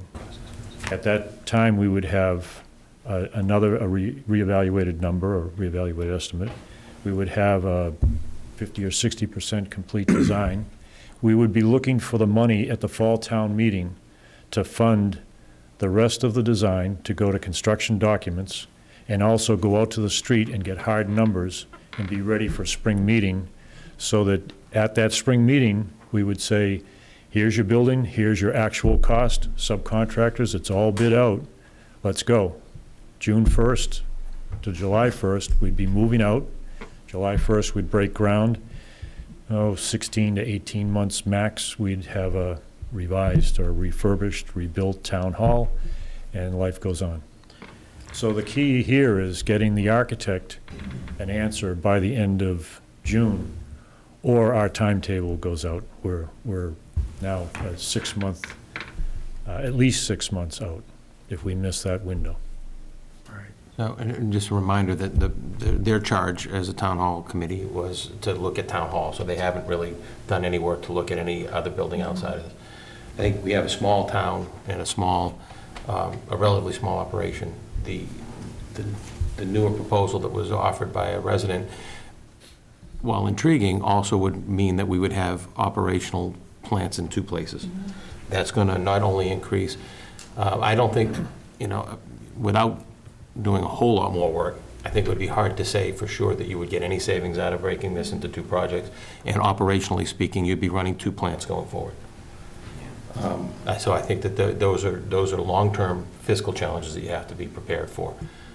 There are towns that have multiple municipal buildings. Generally, they tend to be larger. Not trying to poo-poo anything. Again, I've said all along, I have no preference. My preference is to get done the job that the town wants us to get done.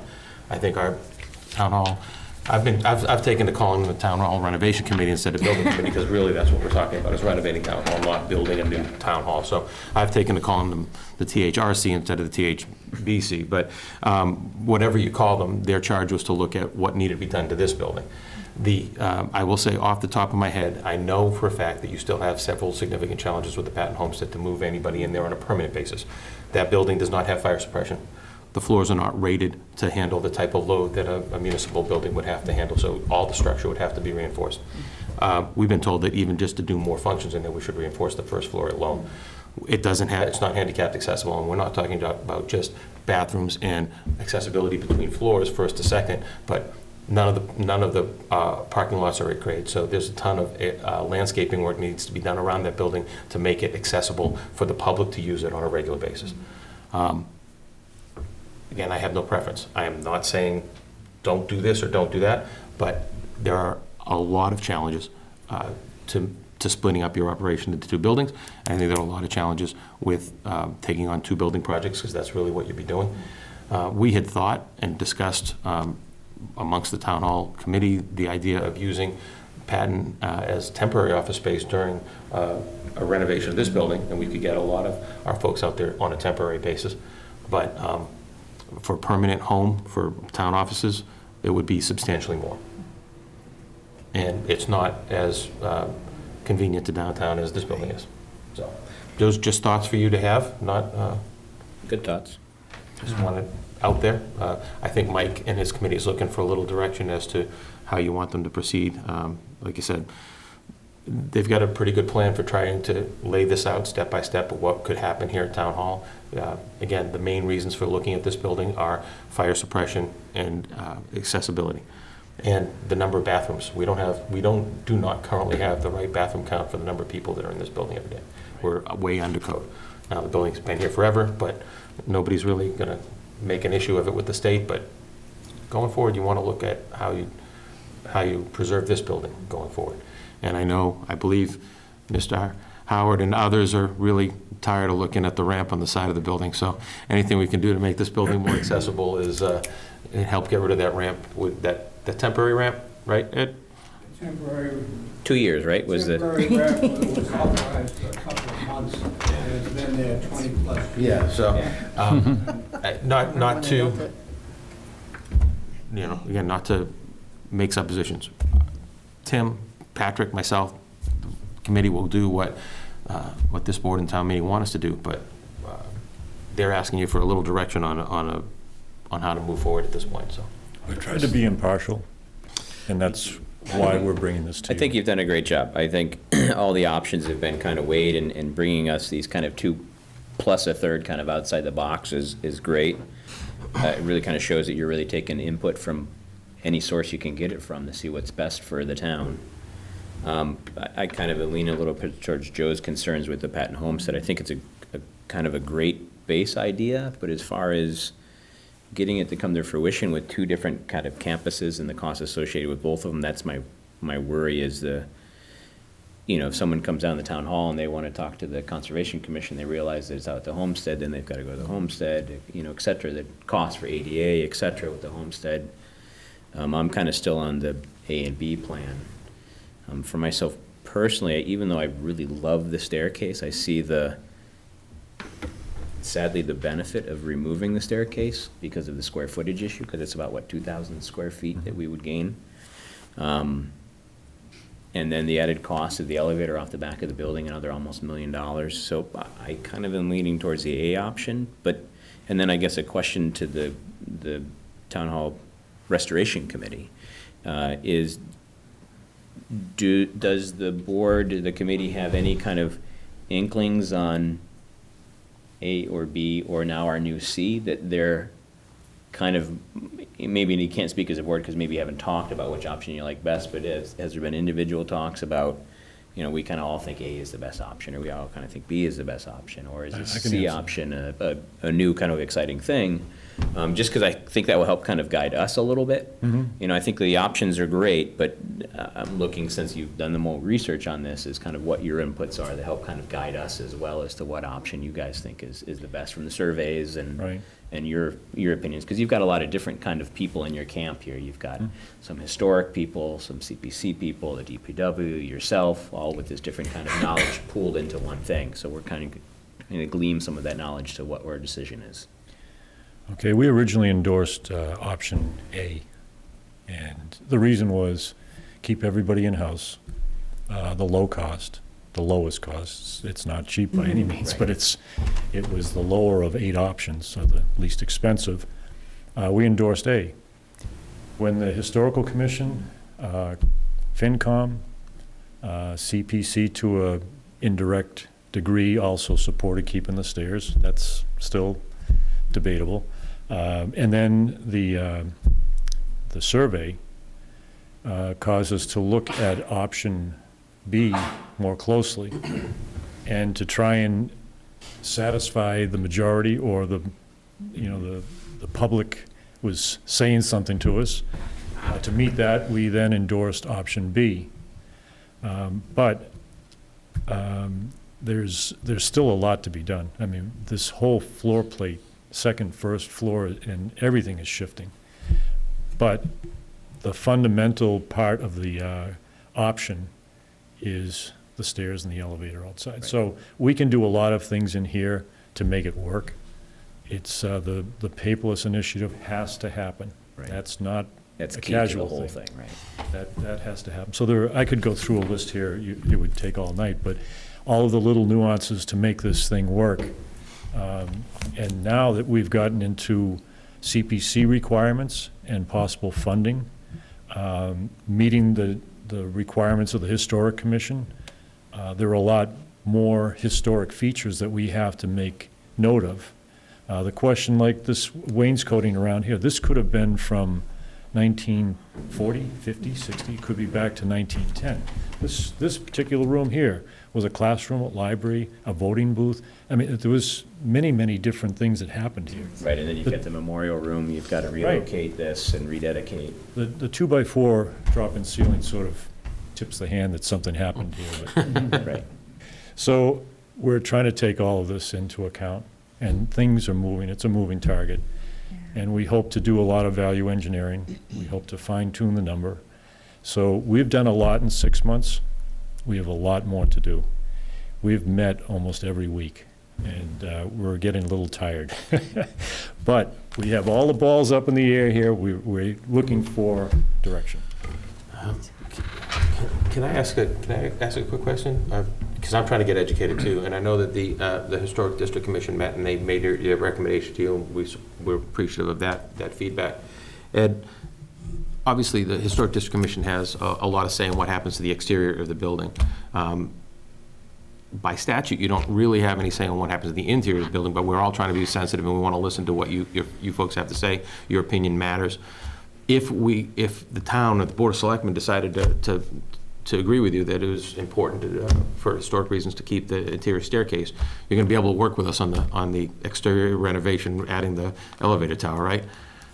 Because That's a good question. Because you're changing the exterior. Because we're changing the exterior of the building, we need your support for that. So we're just hopeful that you're not telling us, oh, keep the interior staircase, and then you're going to give us a hard time about the elevator as well, because I can see that could be a hornet's nest down the road. Just trying to think ahead. I don't want to get us all started down one direction and then have more obstacles. That's a great question, point. Grab some water.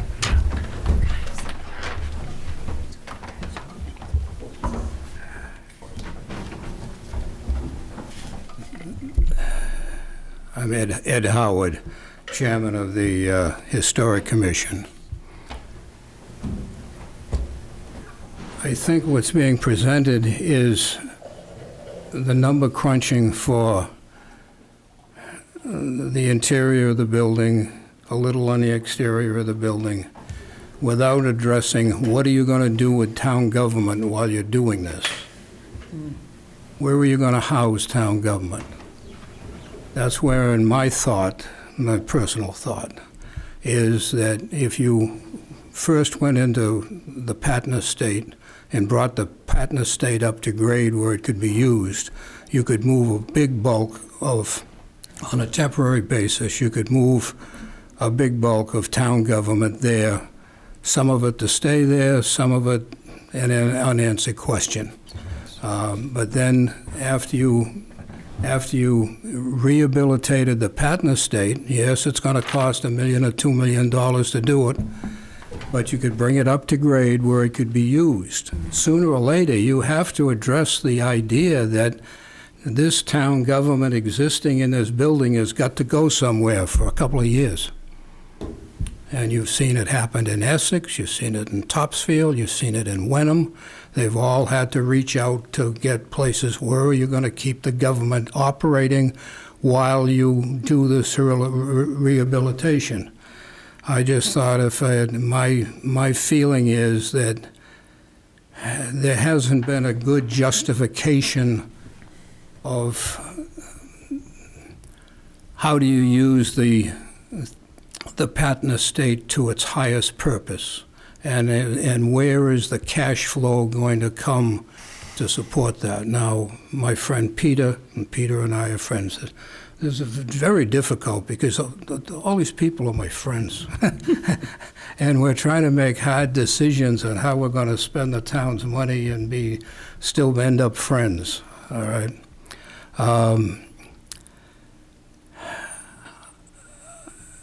There are other places that you could what we call the elevator building downtown. Maybe you can go rent that for space. Or someone told me there is space to rent up at Gordon Cromwell. So playing with the numbers, there's like you talk about the elevator. Well, the elevator is going to cost big bucks, no matter where it is in the building, whether it's where the stairway was or whether it's in this room. You're going to have to pay for the elevator no matter what. So it's almost not worth discussing the elevator at this point, other than an estimate on a piece of paper of an engineer's. What does it cost to build an elevator in a 3-story building, an antique building? The other wild card that's here, which hasn't gotten a lot of attention, and when the study group came to the Historic Commission and asked about whether we'd want the staircase or build an elevator shaft on the back of the building. Well, our last meeting, a CPC meeting, it was pretty well demonstrated to us that we could build the elevator shaft on the back of the building and not interrupt any of the preservation of the building. It can be a freestanding elevator as long as it doesn't destroy the outside of the or the inside of the existing historic element. So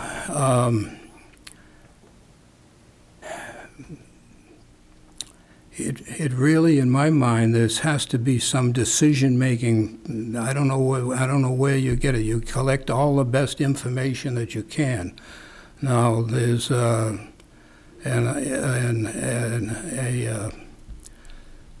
different architectural opinions about what renovation of a square foot of this type of renovation could cost. Those numbers are being worked on by some of the group we're talking about. There's a lot of number crunching going on, but there's a basic decision that needs to be made, and it keeps coming back to it. What are you going to do with town government while you rehabilitate this? What are you going to do with Patton? Sooner or later, someone's got to pay attention to a cash stream to support the Patton estate, or else the town needs to sell it. That's where Jeff and I established a friendship years ago because we both wanted to sell the place. And, so I don't think you can avoid. Maybe you got to take the whole question to the town meeting. Maybe you got to present the best numbers that you can come up with. The elevator shaft's going to be here, this type of renovation, what it's going to cost, what it should cost, and there's great variations in that right now. That's got to get hammered out. And then it's basically the townspeople will say, how much of our money do you want to spend doing these projects? Maybe it'd be, maybe it's wild, but maybe the maybe there's something we haven't thought about. Maybe it's building a new town hall building is a cheaper way to do it, and use this as accelerate business. This as we need some thinking outside the box is where it's coming from. I don't know whether I've contributed anything or make it more confusing, but you got any questions while I'm here? Well, I guess the big question is, if we were to go to the exterior elevator staircase, how difficult will that be, given it's in the historic district area? Is that going to be a problem? I don't see it as any problem.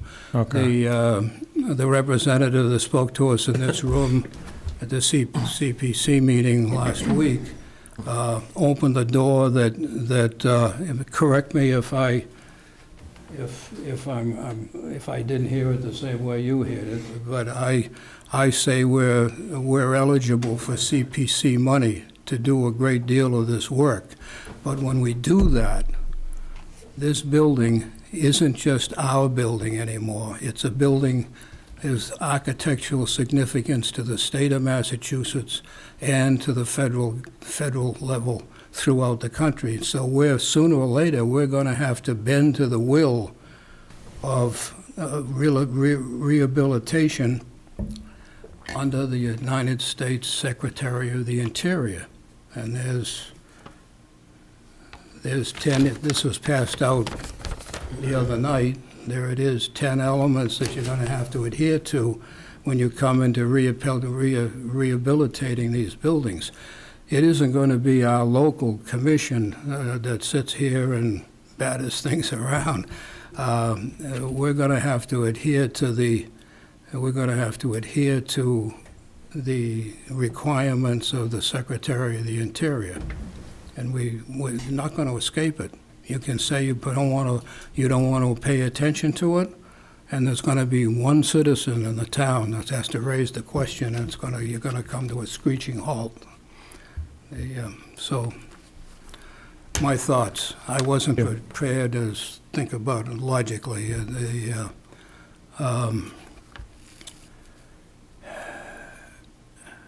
I guess that's all I got to say.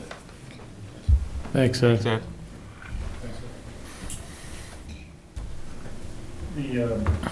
That brings up a good point. The Department of the Interior does control what happens inside buildings that are on the National Historic Register.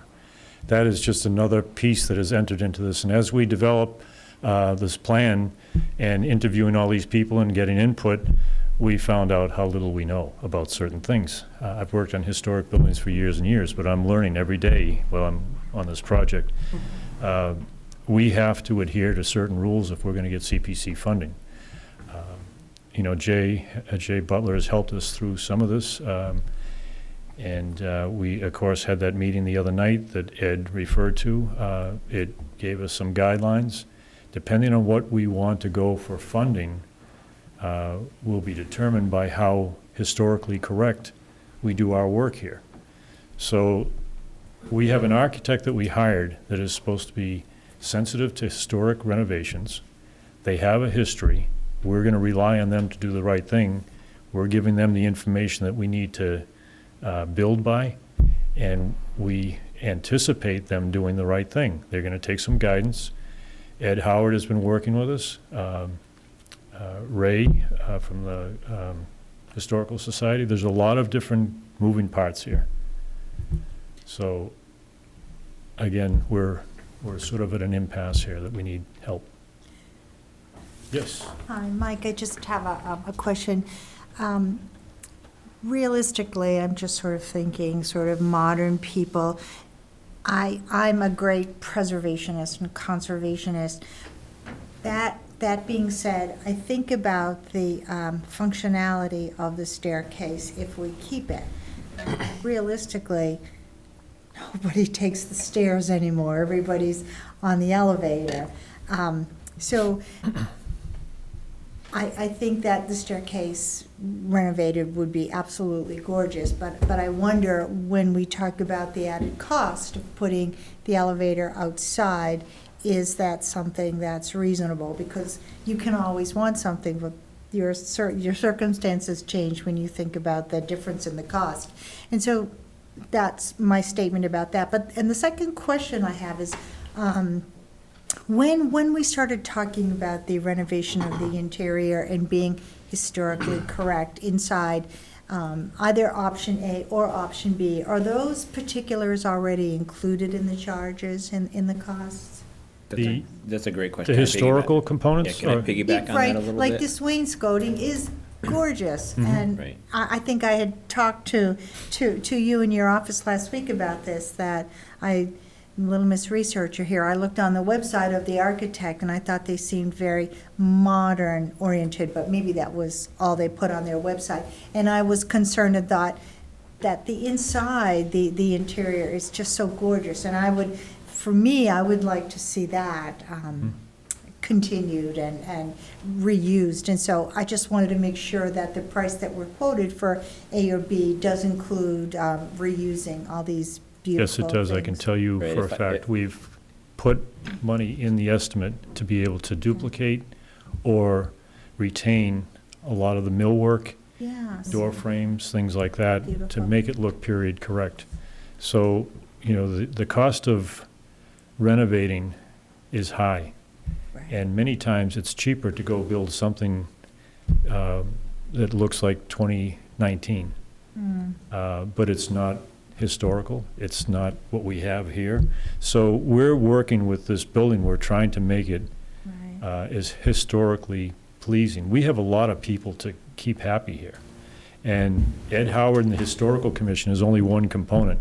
Sure. There are a lot of town people here that have very deep roots, and they don't want to see certain things happening, and then other things they want to see preserved. So we have spent a lot of time, and we intend to have the architect spend a lot of time getting this right.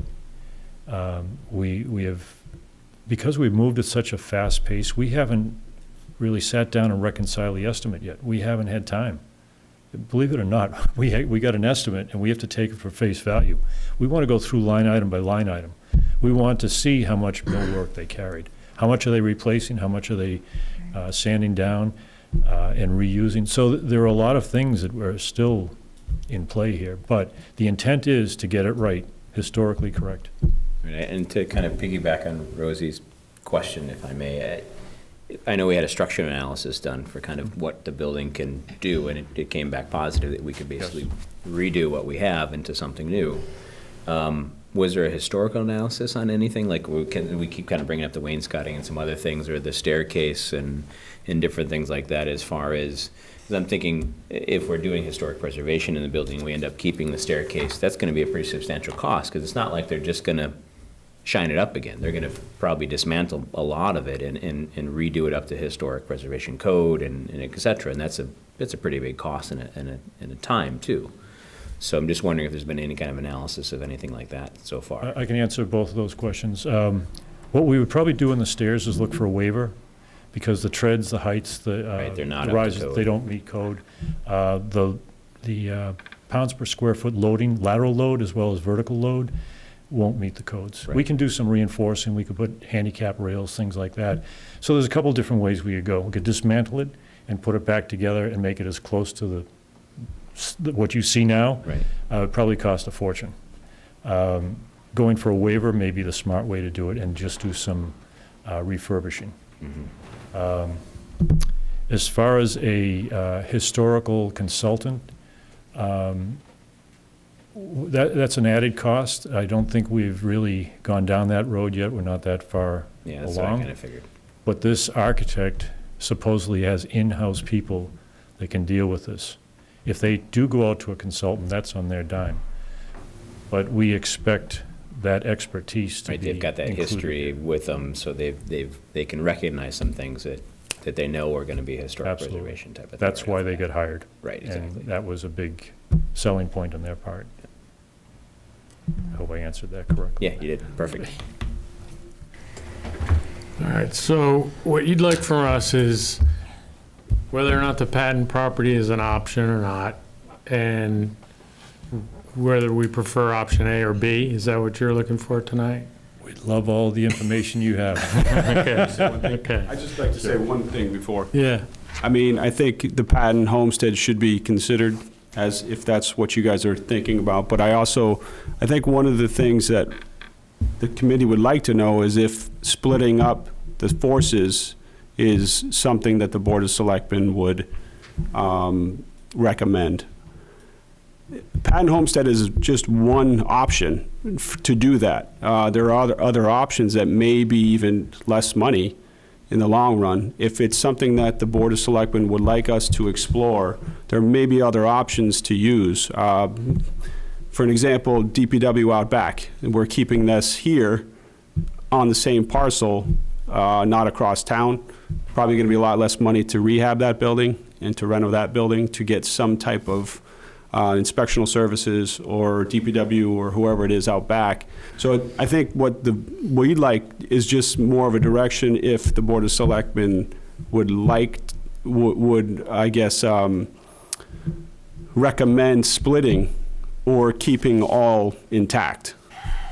I guess that's what I was trying to say. I mean, patent is one option to consider, but there may be some others that are, yeah, and if we want to go down that route, we can look into those as well, so. I could just say, back before we got the architects on board and just casual conversations with Patrick and Tim, one of the ideas that had come up was that, we could put a small addition, a single-story addition on the back of the building out back, and you could put DPW offices in there. And they'd be next to their workforce, and the manager and clerical people would be right next to the workforce, and that's a far cheaper renovation to do than renovations out of the patent, for instance. It also is a lot more proximate to where the rest of town government would be, and also would make some more sense of people, as Sean pointed out. You drive into town hall expecting that you're going to meet with the conservation agent or the planning board director, and then find out you have to drive across town. If you're just sending them out back, that's a little bit easier to manage. If you want to look at bifurcating the operation, that's a different charge than what you've given these folks. But, we'll look at it. Just understand it'll slow you down. As fast as Mike says that you've been going here, there's been a lot of work that has been accomplished in the last 6 months or so. A change in their charge and direction would slow you down dramatically. I mean, you certainly wouldn't have anything ready for a special, and you'd be pushing it probably to have answers for the next annual town meeting. I think there are other reasons. I understand people's concerns about patent homestead. We have started down a path to try to make that financially feasible, and in the next year and a half, 2 years, we'll know if we're having any success. If we're not having, I've told everybody before, if we're not having success, I'll be the first one to stand here and tell you that we're not having success, but we've started down a path. We've got a plan that we're trying to make it financially feasible. I'd like the time to try to, prove or disprove its success. I'm not going to tell you to keep the patent homestead as a town-owned property if we can't make it work, but I'm also not inclined to tell you that I think it's a good place to put town offices. Yeah, That's my personal opinion, but you do pay me for my opinion? No, And my opinion on the homestead is, if it needs to be used for something else in the future, I'll stand right up here with you and figure out what that is, but yeah, I guess it says temporary office space while we went through a renovation. I could see it, and there's a lot less that we would have to do to make it accommodating for that, but for permanent.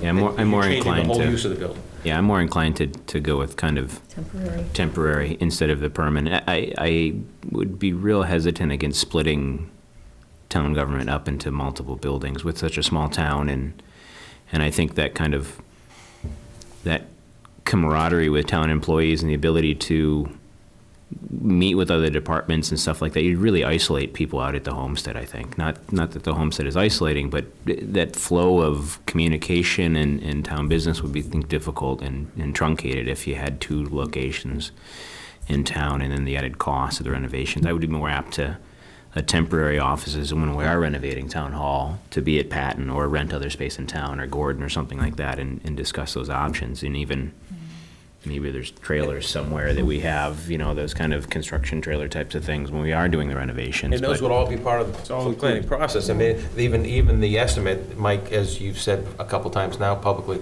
the estimate that you have is inclusive of costs for temporary office, for new furniture. I mean, it includes all soft costs associated with the renovation. Right, and I think that's an important point. $8.5 million price tag. That is big price tag and the price per square foot is a turnkey thing. It includes temporary housing, it includes the office furniture, it includes everything. Movers. It includes buying the software to be able to go paperless so that we can, not need as much storage space. Yeah, it's soup to nuts on everything. There's a lot of things in there that aren't just, I think that's one of the things too. People look at the $8.5 million, people in the construction world, and the price tag that's been out there is $8.5 million, and they go, oh my God, that's ridiculous for the square footage. That's $500 or $600 a square foot. That's crazy. Right. But that is a cost that includes everything you need to do.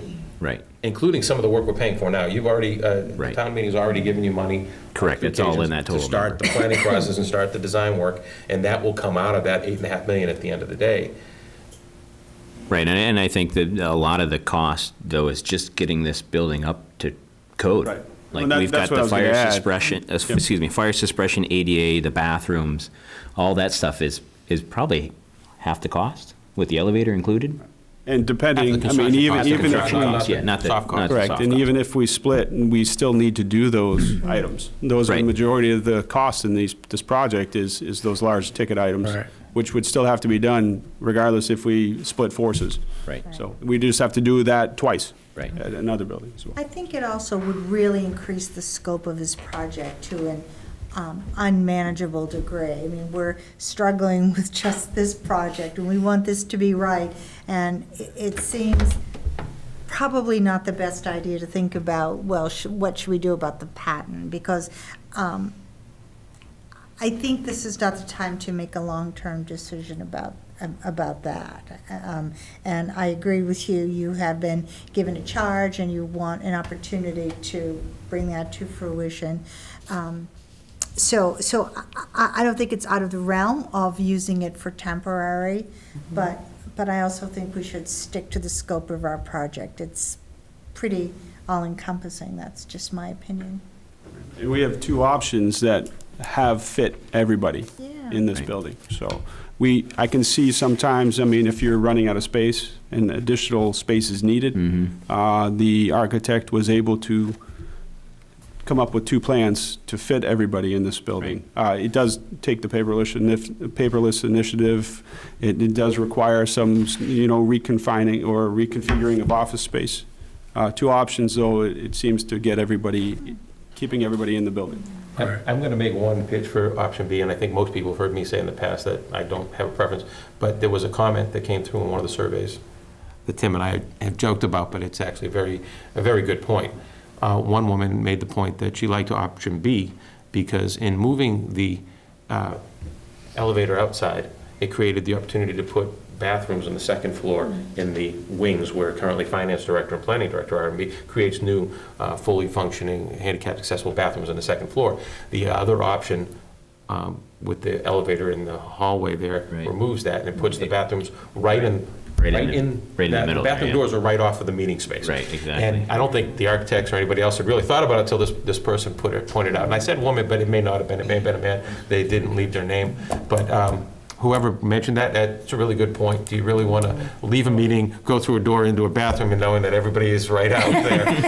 That was actually something that developed, there was a corridor there. Yeah. So those bathrooms are actually opening into a corridor. Corridor at first, yeah. When we opened up that large room to seat more people, to make it more functional, We forgot about You the lost that bathrooms. privacy, right? It was sort of in the rush of the moment. But anyway, Lost that it was a great separation, but catch. There are people watching us. There are people watching. So we know we have to And behave. it was really, you know, That's a good point. cogent point. I was like, ooh, I hadn't thought about that.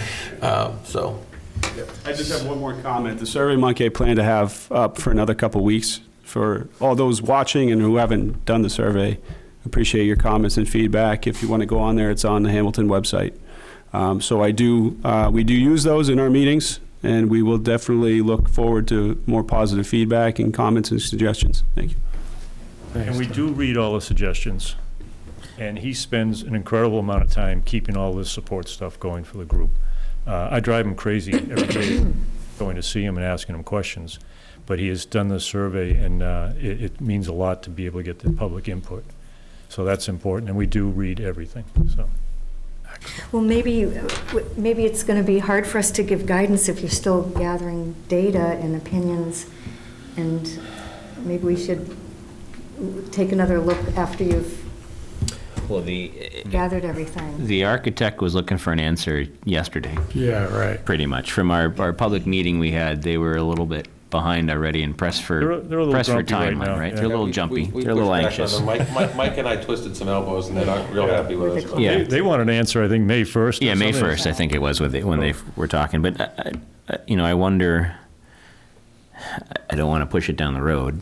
When they're looking for an answer by the end, I think the end of June was their hard stop. Our next meeting is the 1st. I don't want to suggest that we push it down the road, but I don't know if I'm suggesting it or not. I mean, I can pick an option tonight, but I don't know if we'll have consensus, but we can give it a shot, or we can take a straw poll. Do a I mean, straw I- poll. Do that. Yeah. That's a good idea, Sean. Yeah. I mean, Straw poll on option A because or Bill's B. not here, and I don't know what option he's thought of, but it would be nice to have his Yeah. opinion as well, because I know he's involved in the committee, now, so I'm curious on his input. But I think I'd be willing to do a straw poll at least. That would help you out. I don't want to leave you hanging again another couple of weeks here, and the architect's really chomping at the bit to move forward, so. So straw poll, so all those in favor of option A? Okay, and two, okay. And then option B? 2-2. Well, there you go. There's your answer. Welcome to my world. Was that helpful? Welcome to my world. That's what I, Oh, my God. Maybe we'll just have to tell the architects to calm down a little bit and just wait until we've got our, we have a timeline that we put together, and it's not life and death. right. No, we're just trying to keep on that timeline and being able to Right. have something presented at town meeting, so we're not behind another 6 months or a year on this, right? So, because, I mean, cost is not getting any cheaper as Right. time goes on with materials and construction, Sure. So, maybe what we can do too is, maybe Joe or the chair, Jeff, can reach out to Bill in the next day or so and get his opinion on A or B, and then that will tip the scales one way or the other, and then you guys can kind of move forward with that, and we can have a more robust discussion about it on the 1st, maybe. I don't know, I'm just kind of spitballing. That work? I think what you should do is We want to maybe- help you as much as we can. We haven't done much tonight other than come to a stalemate, I but think you need to read the FinCom, Historic Commission, CPC, things right, and that's like something that. I haven't done yet, and I That's don't know if we've information gotten that you really information. need, and that will make a difference in what you think should be done. But still, out there is the Patton Estate, if that's in the mix. and we How about really- another straw poll on whether it would make sense to use the Patton Homestead or not? Temporarily, you mean? No, permanently. I think you're looking, temporarily, I think that's an option Right, I worth think- exploring. No, I think what they're looking for direction is whether it's a permanent, whether it's something we have an appetite to look at as a permanent. Yeah, I would say, Without making any, it's just a straw poll, there's no, Just a we can straw change our poll. minds. Just a straw poll, I yeah. would say no. Say no. Yeah, I like the idea, but I don't think in practice it would be Right. practical. If we were to do that, we have 11 acres of municipal land that we can use for any purposes out there at the Patton Estate that adjoins the estate. Yeah. So if we were to do something there permanent, we would have to be very thoughtful about which departments could go there. Maybe the DPW? I don't know. And we've got there's a lot of conservation land and Well, they're asking for wetland. 6 more acres of that, so. 6.6. And to be honest, I walked the whole property with Tim and George Tarr, and I understand what they want to do, and as soon as I have a vote from the Conservation Commission, my plans to bring it to you folks for your consideration, but. Thank you. So Darcy, how do you? So, I mean, right now, I mean, I'm open to it if we can find the right fit. Like I said, there's 11 acre or plus minus or whatever. Yeah. If it makes sense, I would vote for it. You know, if there was some way we could, So you're saying don't Do use that. the homestead, but use the property? possibly use the homestead as well. So what's your vote? Yes or no? I would say yes with reservations. Okay. Or qualifications. Okay. So a no and a yes. No and a yes, Rosie? I'm with Sean. Sean and I are like Yeah. on the same We're on the wavelength wavelength tonight. tonight. Yeah, I'm a no. I'm a no as well. You're a no as well, okay. Yeah. And so, For all Mike, if reasons. you could do us a favor to help educate us some more, like you said, in your, because I'm in your Google Drive, Mm-hmm. do you have the documents from, I haven't looked at it, I got an update that something was updated today in it, I think, or yesterday.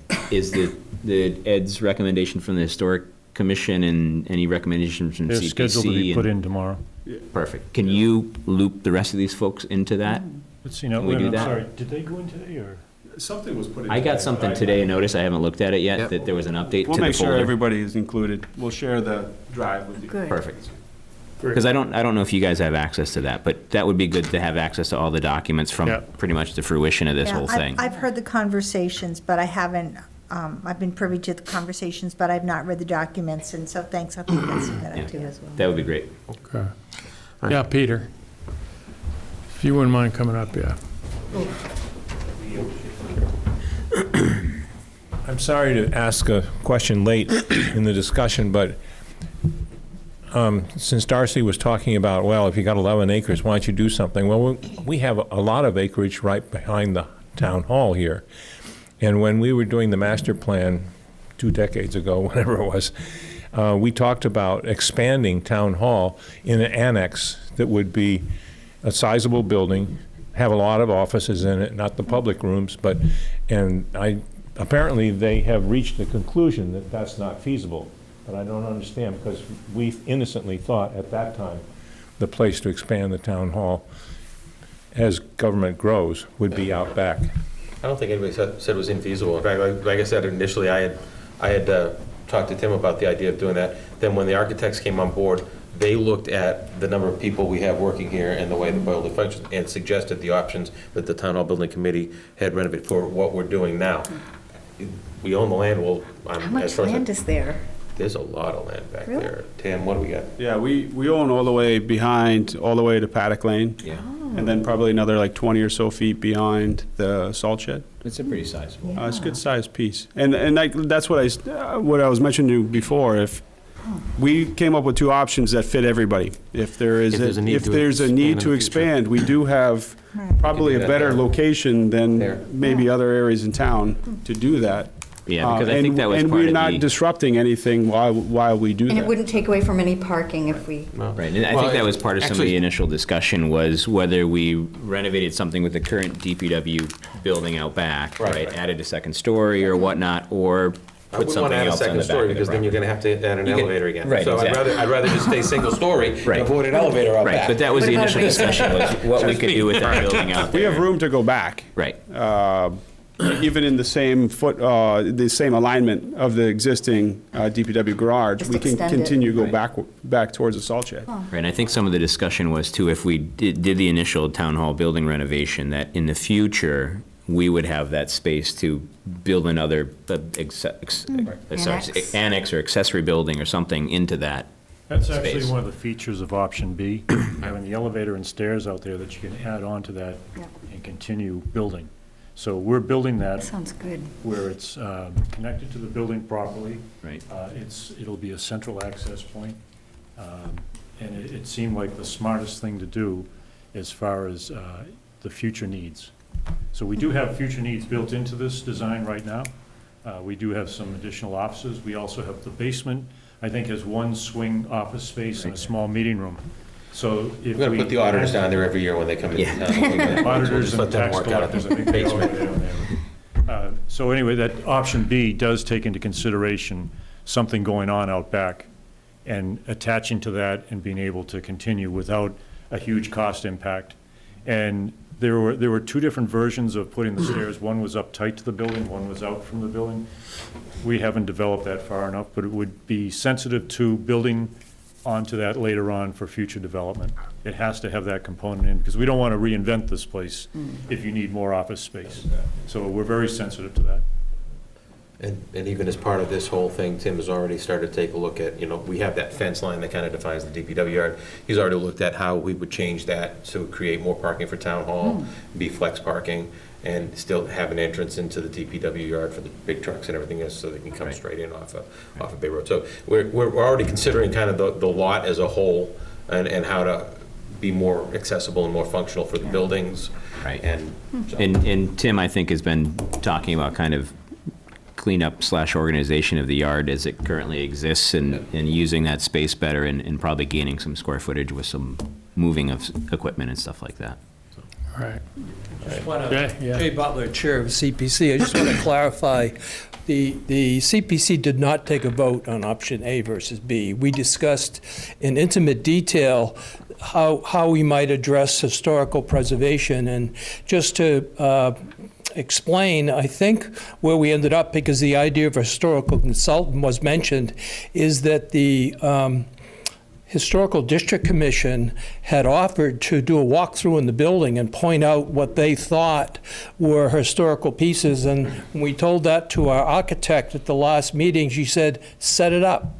So she wants to do a walkthrough in the building to make sure she understands what are the major pieces of historical significance in the building. So they have shown a strong interest in making this happen. Yeah, and thank you for saying that, Jay, because I do want to point out, Mike and I have been joking about how the architects are a little ornery because of the timeline, but they have been really easy to work with. They've come in, they've redone the plans, several of the plans options several times, changing layouts and everything to accommodate people. So I don't want people at home who haven't met the architects yet. Right, yeah, we don't mean to put a spin on it that they're not being... They're not running the project. Clearly, Mike is, and Tim and Jay and the folks on the committee are running the project, and they've been very amenable to working with us. They're trying to keep, to the schedule that we helped set. So I just want to take that out. Right now, and to Joe's point, I know that there's been several iterations of even A and B with changing of office sizes and spaces and stuff like that, as employees have come forward and said, well,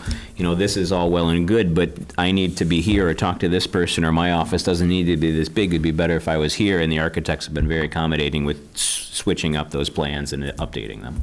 Well, it's even more so now, because the most recent sit-down that Mike did with Mallory, the project manager from the architect, where they went and they sat with all the employees and showed them option A and said, is this okay? Well, there were some concerns in several offices, and they're trying to work it around to change them. Well, what we didn't do is update option B. So option B lags a little bit in the update in the offices, so that still needs to be done. So they need to take the work they did in optimizing offices in option A and now do it to option B. So option B, if you looked at it, don't look at it too closely. It's like a change. So Mike, does that give you enough direction, do you think, to move forward? Very good. We know where your thoughts are, what your feelings are towards the Patton estate, and we wanted to bring that up, and we wanted to be fair. Yeah. It's a great idea. Maybe 2 years ago, it would have got a little more traction, but we have a pretty good idea of what direction we're going in here. Good. Like Jay said, Jay keeps us honest. He's meticulous with the meeting notes, and his recall is second to none. So I rely on him for a lot, but we have all of the B to really reconfigure the interior to get that right. We, in an effort to not spend money, did not go down the road on all these options. We tried to narrow it down to the most cost-effective one, and then try to fine-tune that. The fact that A and B are relatively similar will help us and keep the design costs contained. Good. If we have to go off and do other things, off-site or whatever, the costs go up. So right now, everything is really geared towards A and B. Okay. Okay. And I'll talk to Bill Olson as well about Right. to get his Yeah, feedback. you're a liaison of that committee, so I'll let you do all that. Okay, all right. Excellent. All right, thank you. We Thank will you. get that information for you on the website, and Tim is the expert on that, so Yeah, we'll perfect. make sure it gets on there. Yeah, Tim, if you could just share the Google Drive folder with The Dropbox. the Dropbox. Yep, yeah, so it'll be a with the board. Dropbox invite. I'm Oh, not sure okay. I if have all of you have that. Dropbox. So, I do yep, too. it'll be a folder that we can share out, and that's where we upload a lot of data. And there's a lot of historical things on there, too, from once we started. Yep, perfect. Thank you. Excellent. Thank you. Thank you so much. Thank you very much, Mike. Okay. We're an hour behind that, so we Okay. want to finish these, but let everybody know we're still trying to get there. All right. That was good discussion. We are a little bit behind. Try to catch up here. We do have an executive session, which was scheduled for 8:30, which was an hour ago, so Apologize for we'll that. try to catch up here. Next item is trash collection policy for streets not already serviced. It's our second reading. And Real quick, when Selectwoman Kennedy came to talk to me today, she also had some ideas and suggestions for some minor tweaks to The red line version. the red line version, so I did that with her help this morning, and then put these on in your packets. They're new ads, but I honestly didn't have these until about 10 o'clock this morning, so hopefully you guys will look at that real quick and discuss that, adaptation. Town council also did provide you with a kind of a sample of an agreement that we would use that would partner with this policy that can be tinkered and The MOU you're talking negotiated. about. Yeah, the MOU. Yeah. That could be tinkered and amended going forward, but it kind of lays out the broad outlines of what we're trying to do with the policy and recapturing our costs, so. And for those watching, just a summary, there have been a couple neighborhoods that their trash collection is not included, given their zoning. So this would allow neighborhoods to come to us and ask for their trash collection to be included as part of the town trash program. They would bear all of the costs associated with picking up the trash in those neighborhoods.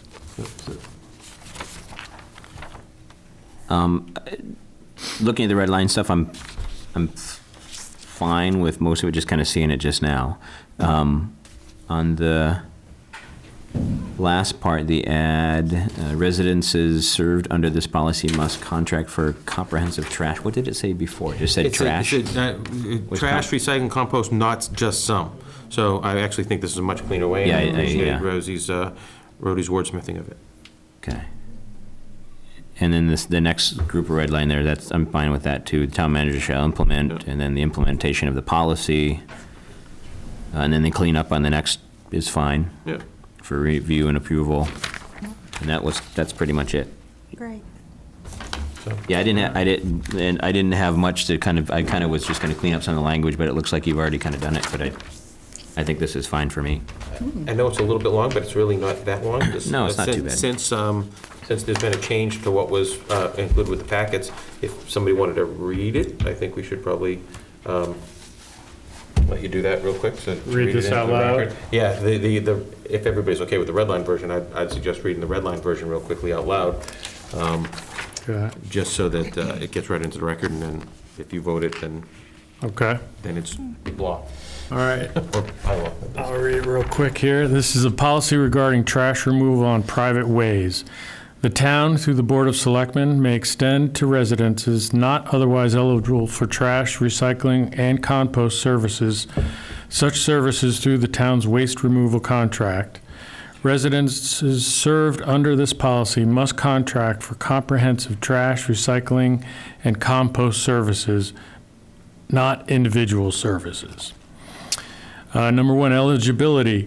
Only residential properties are eligible. Residential property owners must have an organized homeowners association or condominium management board, which will be the sole contact between the town and residences to be served under this policy. All roads on which services are provided must be safe and accessible to the waste removal contractor's vehicles. Number 2, implementation of policy. The town manager shall implement this policy. The homeowners association or condominium management board shall submit a request for trash, recycling, and compost services to the town manager. The request must include the contact information for the representative of the homeowners association or condominium management board.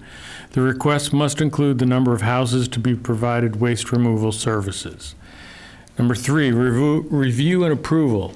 The town manager shall review the request for completeness. The town manager may also analyze the request with the Director of Public Works or a representative of the town's waste removal contractor to determine whether the service is feasible. The town manager may approve or disapprove this request in his or her discretion. Number 4, memorandum of understanding. Once satisfied, the town manager will present the homeowner's representative with a memorandum of understanding setting forth the terms under which town waste removal services will be extended to the residences. The MOU may require that the homeowners association or condominium management board prepay for the first year's services. The term of the MOU shall be an initial 3 years with up to 2 extensions of 3 years each upon mutually acceptable terms. At a minimum, the representative shall agree on behalf of the homeowners association or condominium management board to pay for the services for the entire term of the MOU. Can I add one edit, maybe? In 3, review and approval, we have analyzed the request with the Director of Public Works or a representative of the town's waste removal, maybe an and/or? Does it want? Add and Yeah. / or? Yeah. That way it gives you kind of options to do both if you want.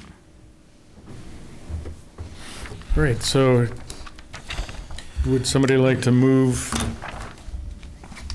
I move that we accept the policy regarding trash removal on private ways with the redlined edits and the... Almost there.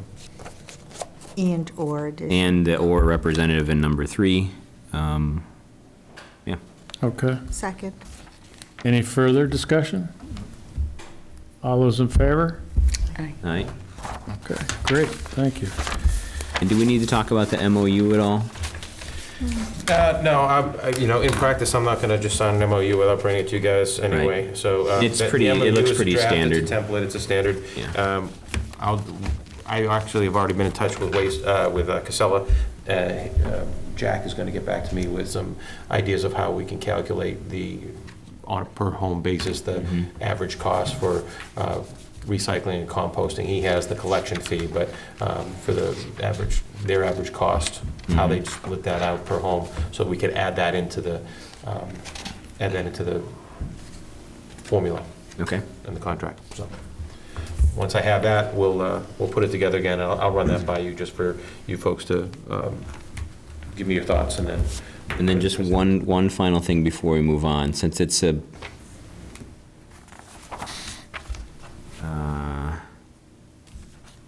two-year MOU, is that what it is? Or 3 year MOU. Sorry, 3 years. 3 year MOU with 2. So would we assess every 3 years the cost, or would it be a yearly assessment? I'm just kind of thinking of our tipping fees. The terms of the and stuff. MOU allow us to annually assess the cost. Okay. And ask for them to pay up front. So the draft MOU calls out that, in year 1, it would be X, and then prior to year 2, we'd give them You an get an updated estimate estimate based on Okay. the way our cost changes. Okay, good. I just wanted to make sure it was an annual thing instead of Yep. per the MOU term. Yep. Perfect. All right. Okay. And then finally, discussion of the special town meeting warrant question regarding the appointed town clerk or elected town clerk. And we had this on here. I know a prior board member was kind of initiated this discussion over the past year or so, I guess, really. And we agreed to put it on the agenda to talk about, to see if it's something we wanted to pursue at the special town meeting. When do we open the warrant for STM? Soon, right? Yeah, it's, we're opening the next month. Right. Actually, I think we might open it, I believe we open it at the next meeting, and I don't think this would require a public hearing, but you folks may want to have a public discussion on it before you put it on the warrant. Yeah. But it's not like a binding, like, you have to advertise it for 2 weeks or anything. Yeah. This would be a process that if you undertake it, you'd have to put it on the warrant, the town meeting would have to endorse it, and then you'd have to have an election anyway. So it wouldn't just pass with just a town meeting vote. The question you're all really considering tonight is, do you even want to put it before town meeting? So. As I said before, I have very strong feelings about keeping all our town officials who are elected, keeping them as elected. You have to understand the necessity of the separation of powers and the critical function of checks and balances against consolidation of power. It's actually the beginning of the dismantling of our direct democracy that we practice in this town. This is not a representative democracy, and anytime you move an elected official, and it could be the Board of Selectmen, it could be the assessors, the planning board, what have you, once you take away the power from the people, you are dismantling your own democracy and you're consolidating power. And what that means is that politicization can creep in to your functions, your town functions. We've been down this road before. Most of you probably weren't here when we did it last time. I know you were here. As Mimi said, it was in 2009, and it just slipped through. And when she came back 6 months later and explained how important it was for checks and balances and separation of powers, it was unanimous. We voted it right back in. Let's not reinvent the wheel. Let's not waste time and money on something we've already made a decision on. There's really been no great hue and cry to change this. And I just don't see the reason for pursuing it. We've been down this road before. Makes sense, yeah. Rosie, did you have anything you wanted to? Well, I'm for keeping it an elected position. I thought Mimi made a very compelling argument tonight, and Darcy has voiced her opinion, and I feel the same way. I mean, you could come down to appointing the Board of Selectmen, and where's our democracy? And this is the nature of democracy. You deal with what you have. On the other side of that, I will say that a lot of towns do have a recall option. Exactly. And I'm wondering if that's something we should think about. That's actually a remedy that would cover all elected officials. Right, exactly. So if you had a bad BOS member, if you had, a rogue, whatever, whoever's elected, but it's a mechanism that has to go through the state, and it has to be an initiative started by the town or the townspeople. But that would be a remedy. If you're afraid of something happening, that's where you find the remedy. It's not to eliminate the position. Oh, one other thing. If you're looking for a deeper, wider talent pool, make it an $80,000 department head position on par with that. Because they're describing it as department head level executive position. And it seems to me in the $60,000 without any benefits, you're not going to have a lot of takers. But if you raise it to the level where it should be, you'll probably open that talent pool right up. And you'll find that if someone's making six figures but they're commuting into Boston, they might take another look. And they'll be well qualified, and you might have more than 2 or 3 even running for the position. Make it attractive, make it respectable, and give it the due diligence it requires. Sean, what are you thinking? I don't know. It's such a hot button issue, right? I mean, it's Not really. I don't think think it so. is. I think it is. Only among a few people. No, I think It's not town-wide. I get a lot of opinions both ways. I've heard both ways. So I mean, I would almost want to bring it to town meeting. And Again? yeah, things change. Opinions change. I mean, I think if we take it to town meeting, I mean, I'm not advocating You're right now. advocating the changing of our town government. I'm advocating that to give the townspeople a choice. If you're talking direct democracy, if we decide not to do this, we're not giving the people a choice. Well, we did that in 2009. Correct, but it's 10 years later. Things have changed a little bit, I think. The municipal reporting laws, there's a lot more to do, I think, than 2009 and previously. I mean, I think Jane and Mimi have done a wonderful job when they were town clerk, but I think there's a lot more associated with that position now. I want to make sure that we have a qualified person in that office. That's why you would offer a salary that somebody could. And I'm not saying that has to be an elected person or appointed person. I don't know either way. I want to do more research, and I want to give the people the choice to have a choice, I guess. I'm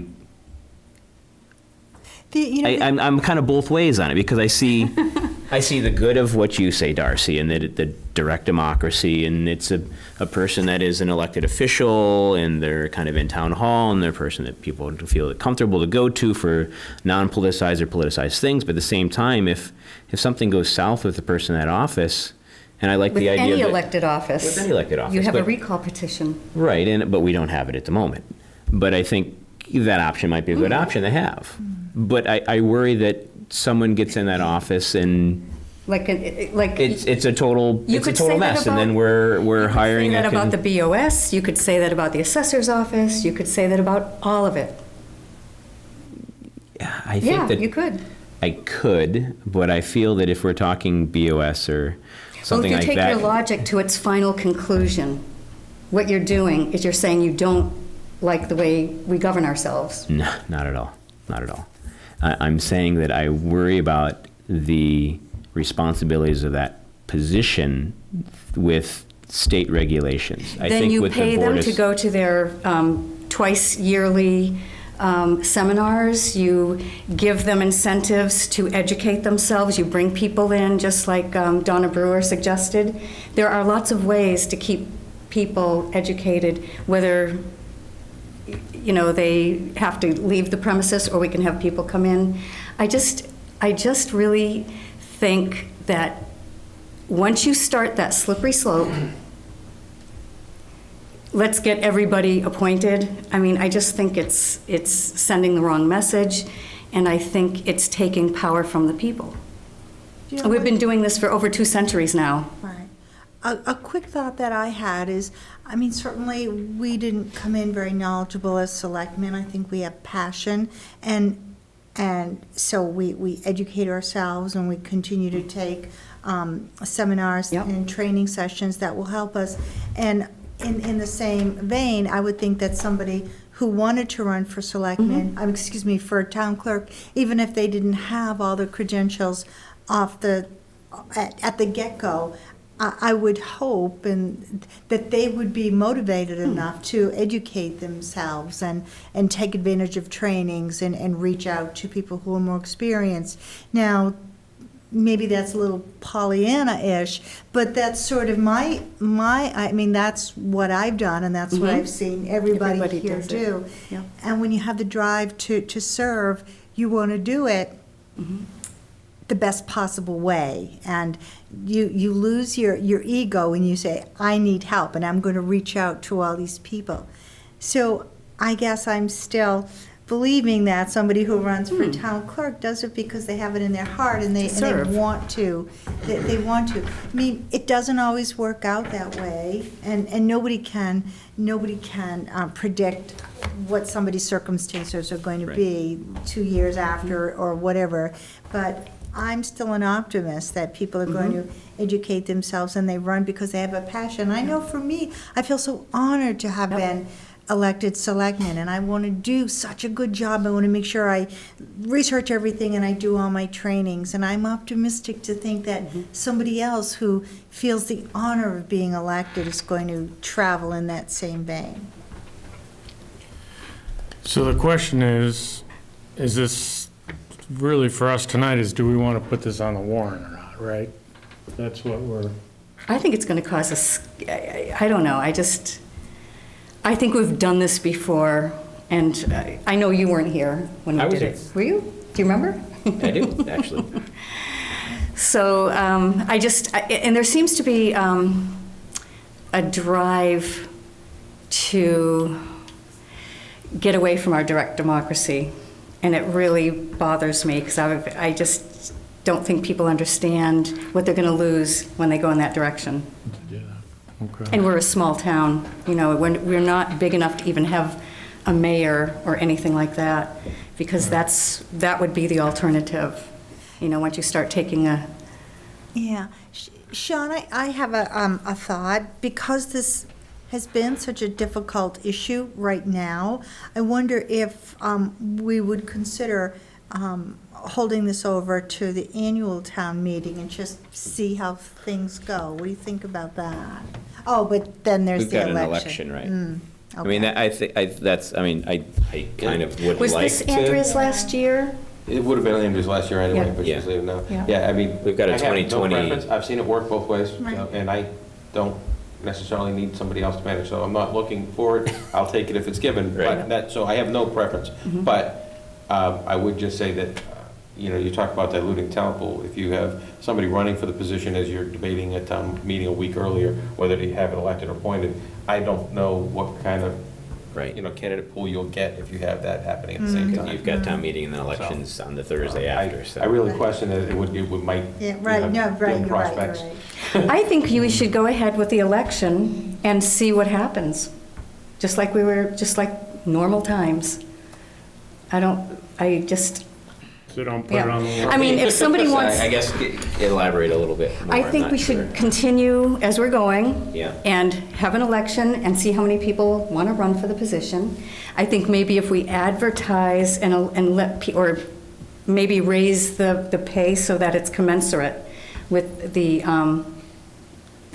level that it really is. I think Are we- 60 some odd $1,000 is really, really 68 low. or so. Are we? Yeah, there's no Do you know where benefits. we are as far as comparability as far as other I don't. town clerks? I don't. That's I'm curious. You guys raised that pay not too long ago, so. Couple years ago. It was like a couple thousand. I Yeah, think so they I'm raised not it. sure. I'd have to look. Because it's close to 70, I think. It's 68 something. I could be wrong. No benefits. But it's such an important position, you know, the pay should be commensurate with the responsibility. And if you want a good person in there, you're going to want to pay them. I mean, we pay our town manager a pretty good sum. It seems to me that the town clerk should be. I'm happy with that. Yeah. All right. So, what do we want to do here? Does somebody want to make a motion? We can, to put it on, and we can take a vote? I'd like to make a motion that we continue on as we always have and have the election, but I would like us to raise the bar a little bit, raise the pay, so that we will be attracting a deeper, wider pool of talent. I mean, they have to live here in town. They have to make enough money to be able to live here in town, Right, you right. know? So your motion is to maintain status quo, Maintain essentially? status quo, but offer With a better package. All right. Is there any second to that? A second. Second? Okay. So all those in favor, or any further discussion? See your hand. No further discussion. All right. All those in favor? Maintaining it the way? Yeah. All right, so it won't be on. Okay. And thank you for your patience. I think we have enough on our plates for future board selectmen meetings. Is everybody okay with that, or did? Which bunch of things on tonight too. So. Yeah. So we could get right into executives this Can session. I throw a couple things at you? Yeah. A few more than a couple. National Grid update. That's on my list anyway, but yeah. Electrical aggregation update. It would be nice to have that group back in, Green Energy back in, to give us an update on kind of cost savings and stuff like that in the program. Our kind of, I'm going to call it water futures or water assessment. Bill Olson and myself had talked a little bit about kind of a general state of the union for our water, Yeah, we've talked about that a bunch, yeah. It's a hot Good topic. idea. right? Yeah. Double poles, Again, again, and I know that part of that might be on us with the fire and stuff like that, so I just kind of wanted to know where we are with that. That can be even something we can talk about offline. We're going to open the warrant soon, so that's going to be coming up. I believe that's in the next meeting. Town manager goals / review, that's coming up in August, so just kind of future casting. And speaking of STM, we talked about maybe some auto counters, trial running that, the voting thing. I think that would help Computer. alleviate our overflow issue.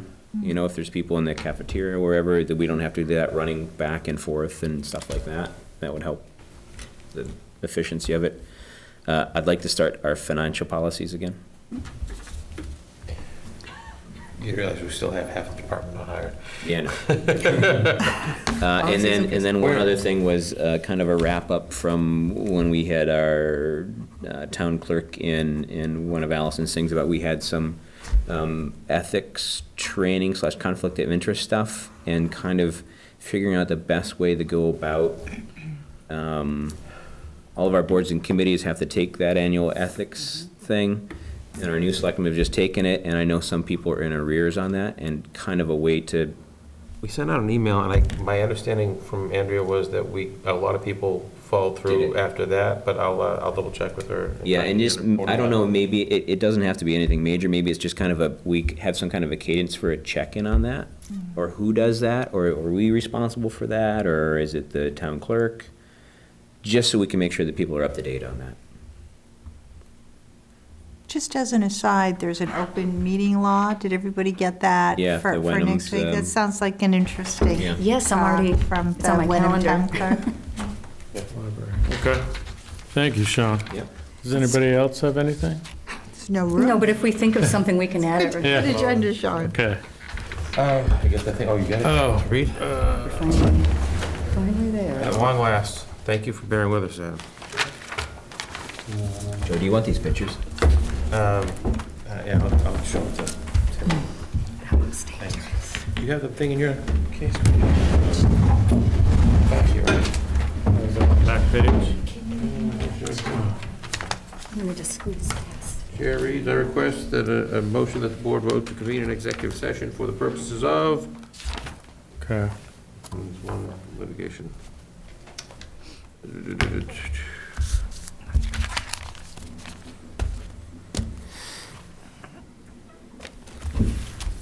Did you find it?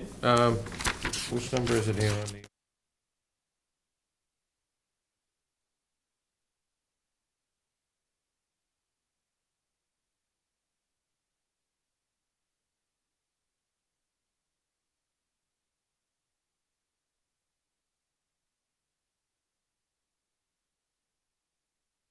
Litigation, if an open meeting may have a detrimental effect on the bargaining or litigating position of the public body, and the chair so declares.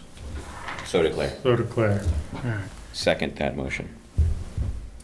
And then do we have to, Roll call vote. roll call Correct. to go into Sean Farrell, aye. Darcy Dale, aye. Jeff Hubbard, aye? Rosemary Kennedy, aye. And did we mention? that And we're we will gonna not be return? returning to open session. When the meeting adjourns from executive session, it will be closed.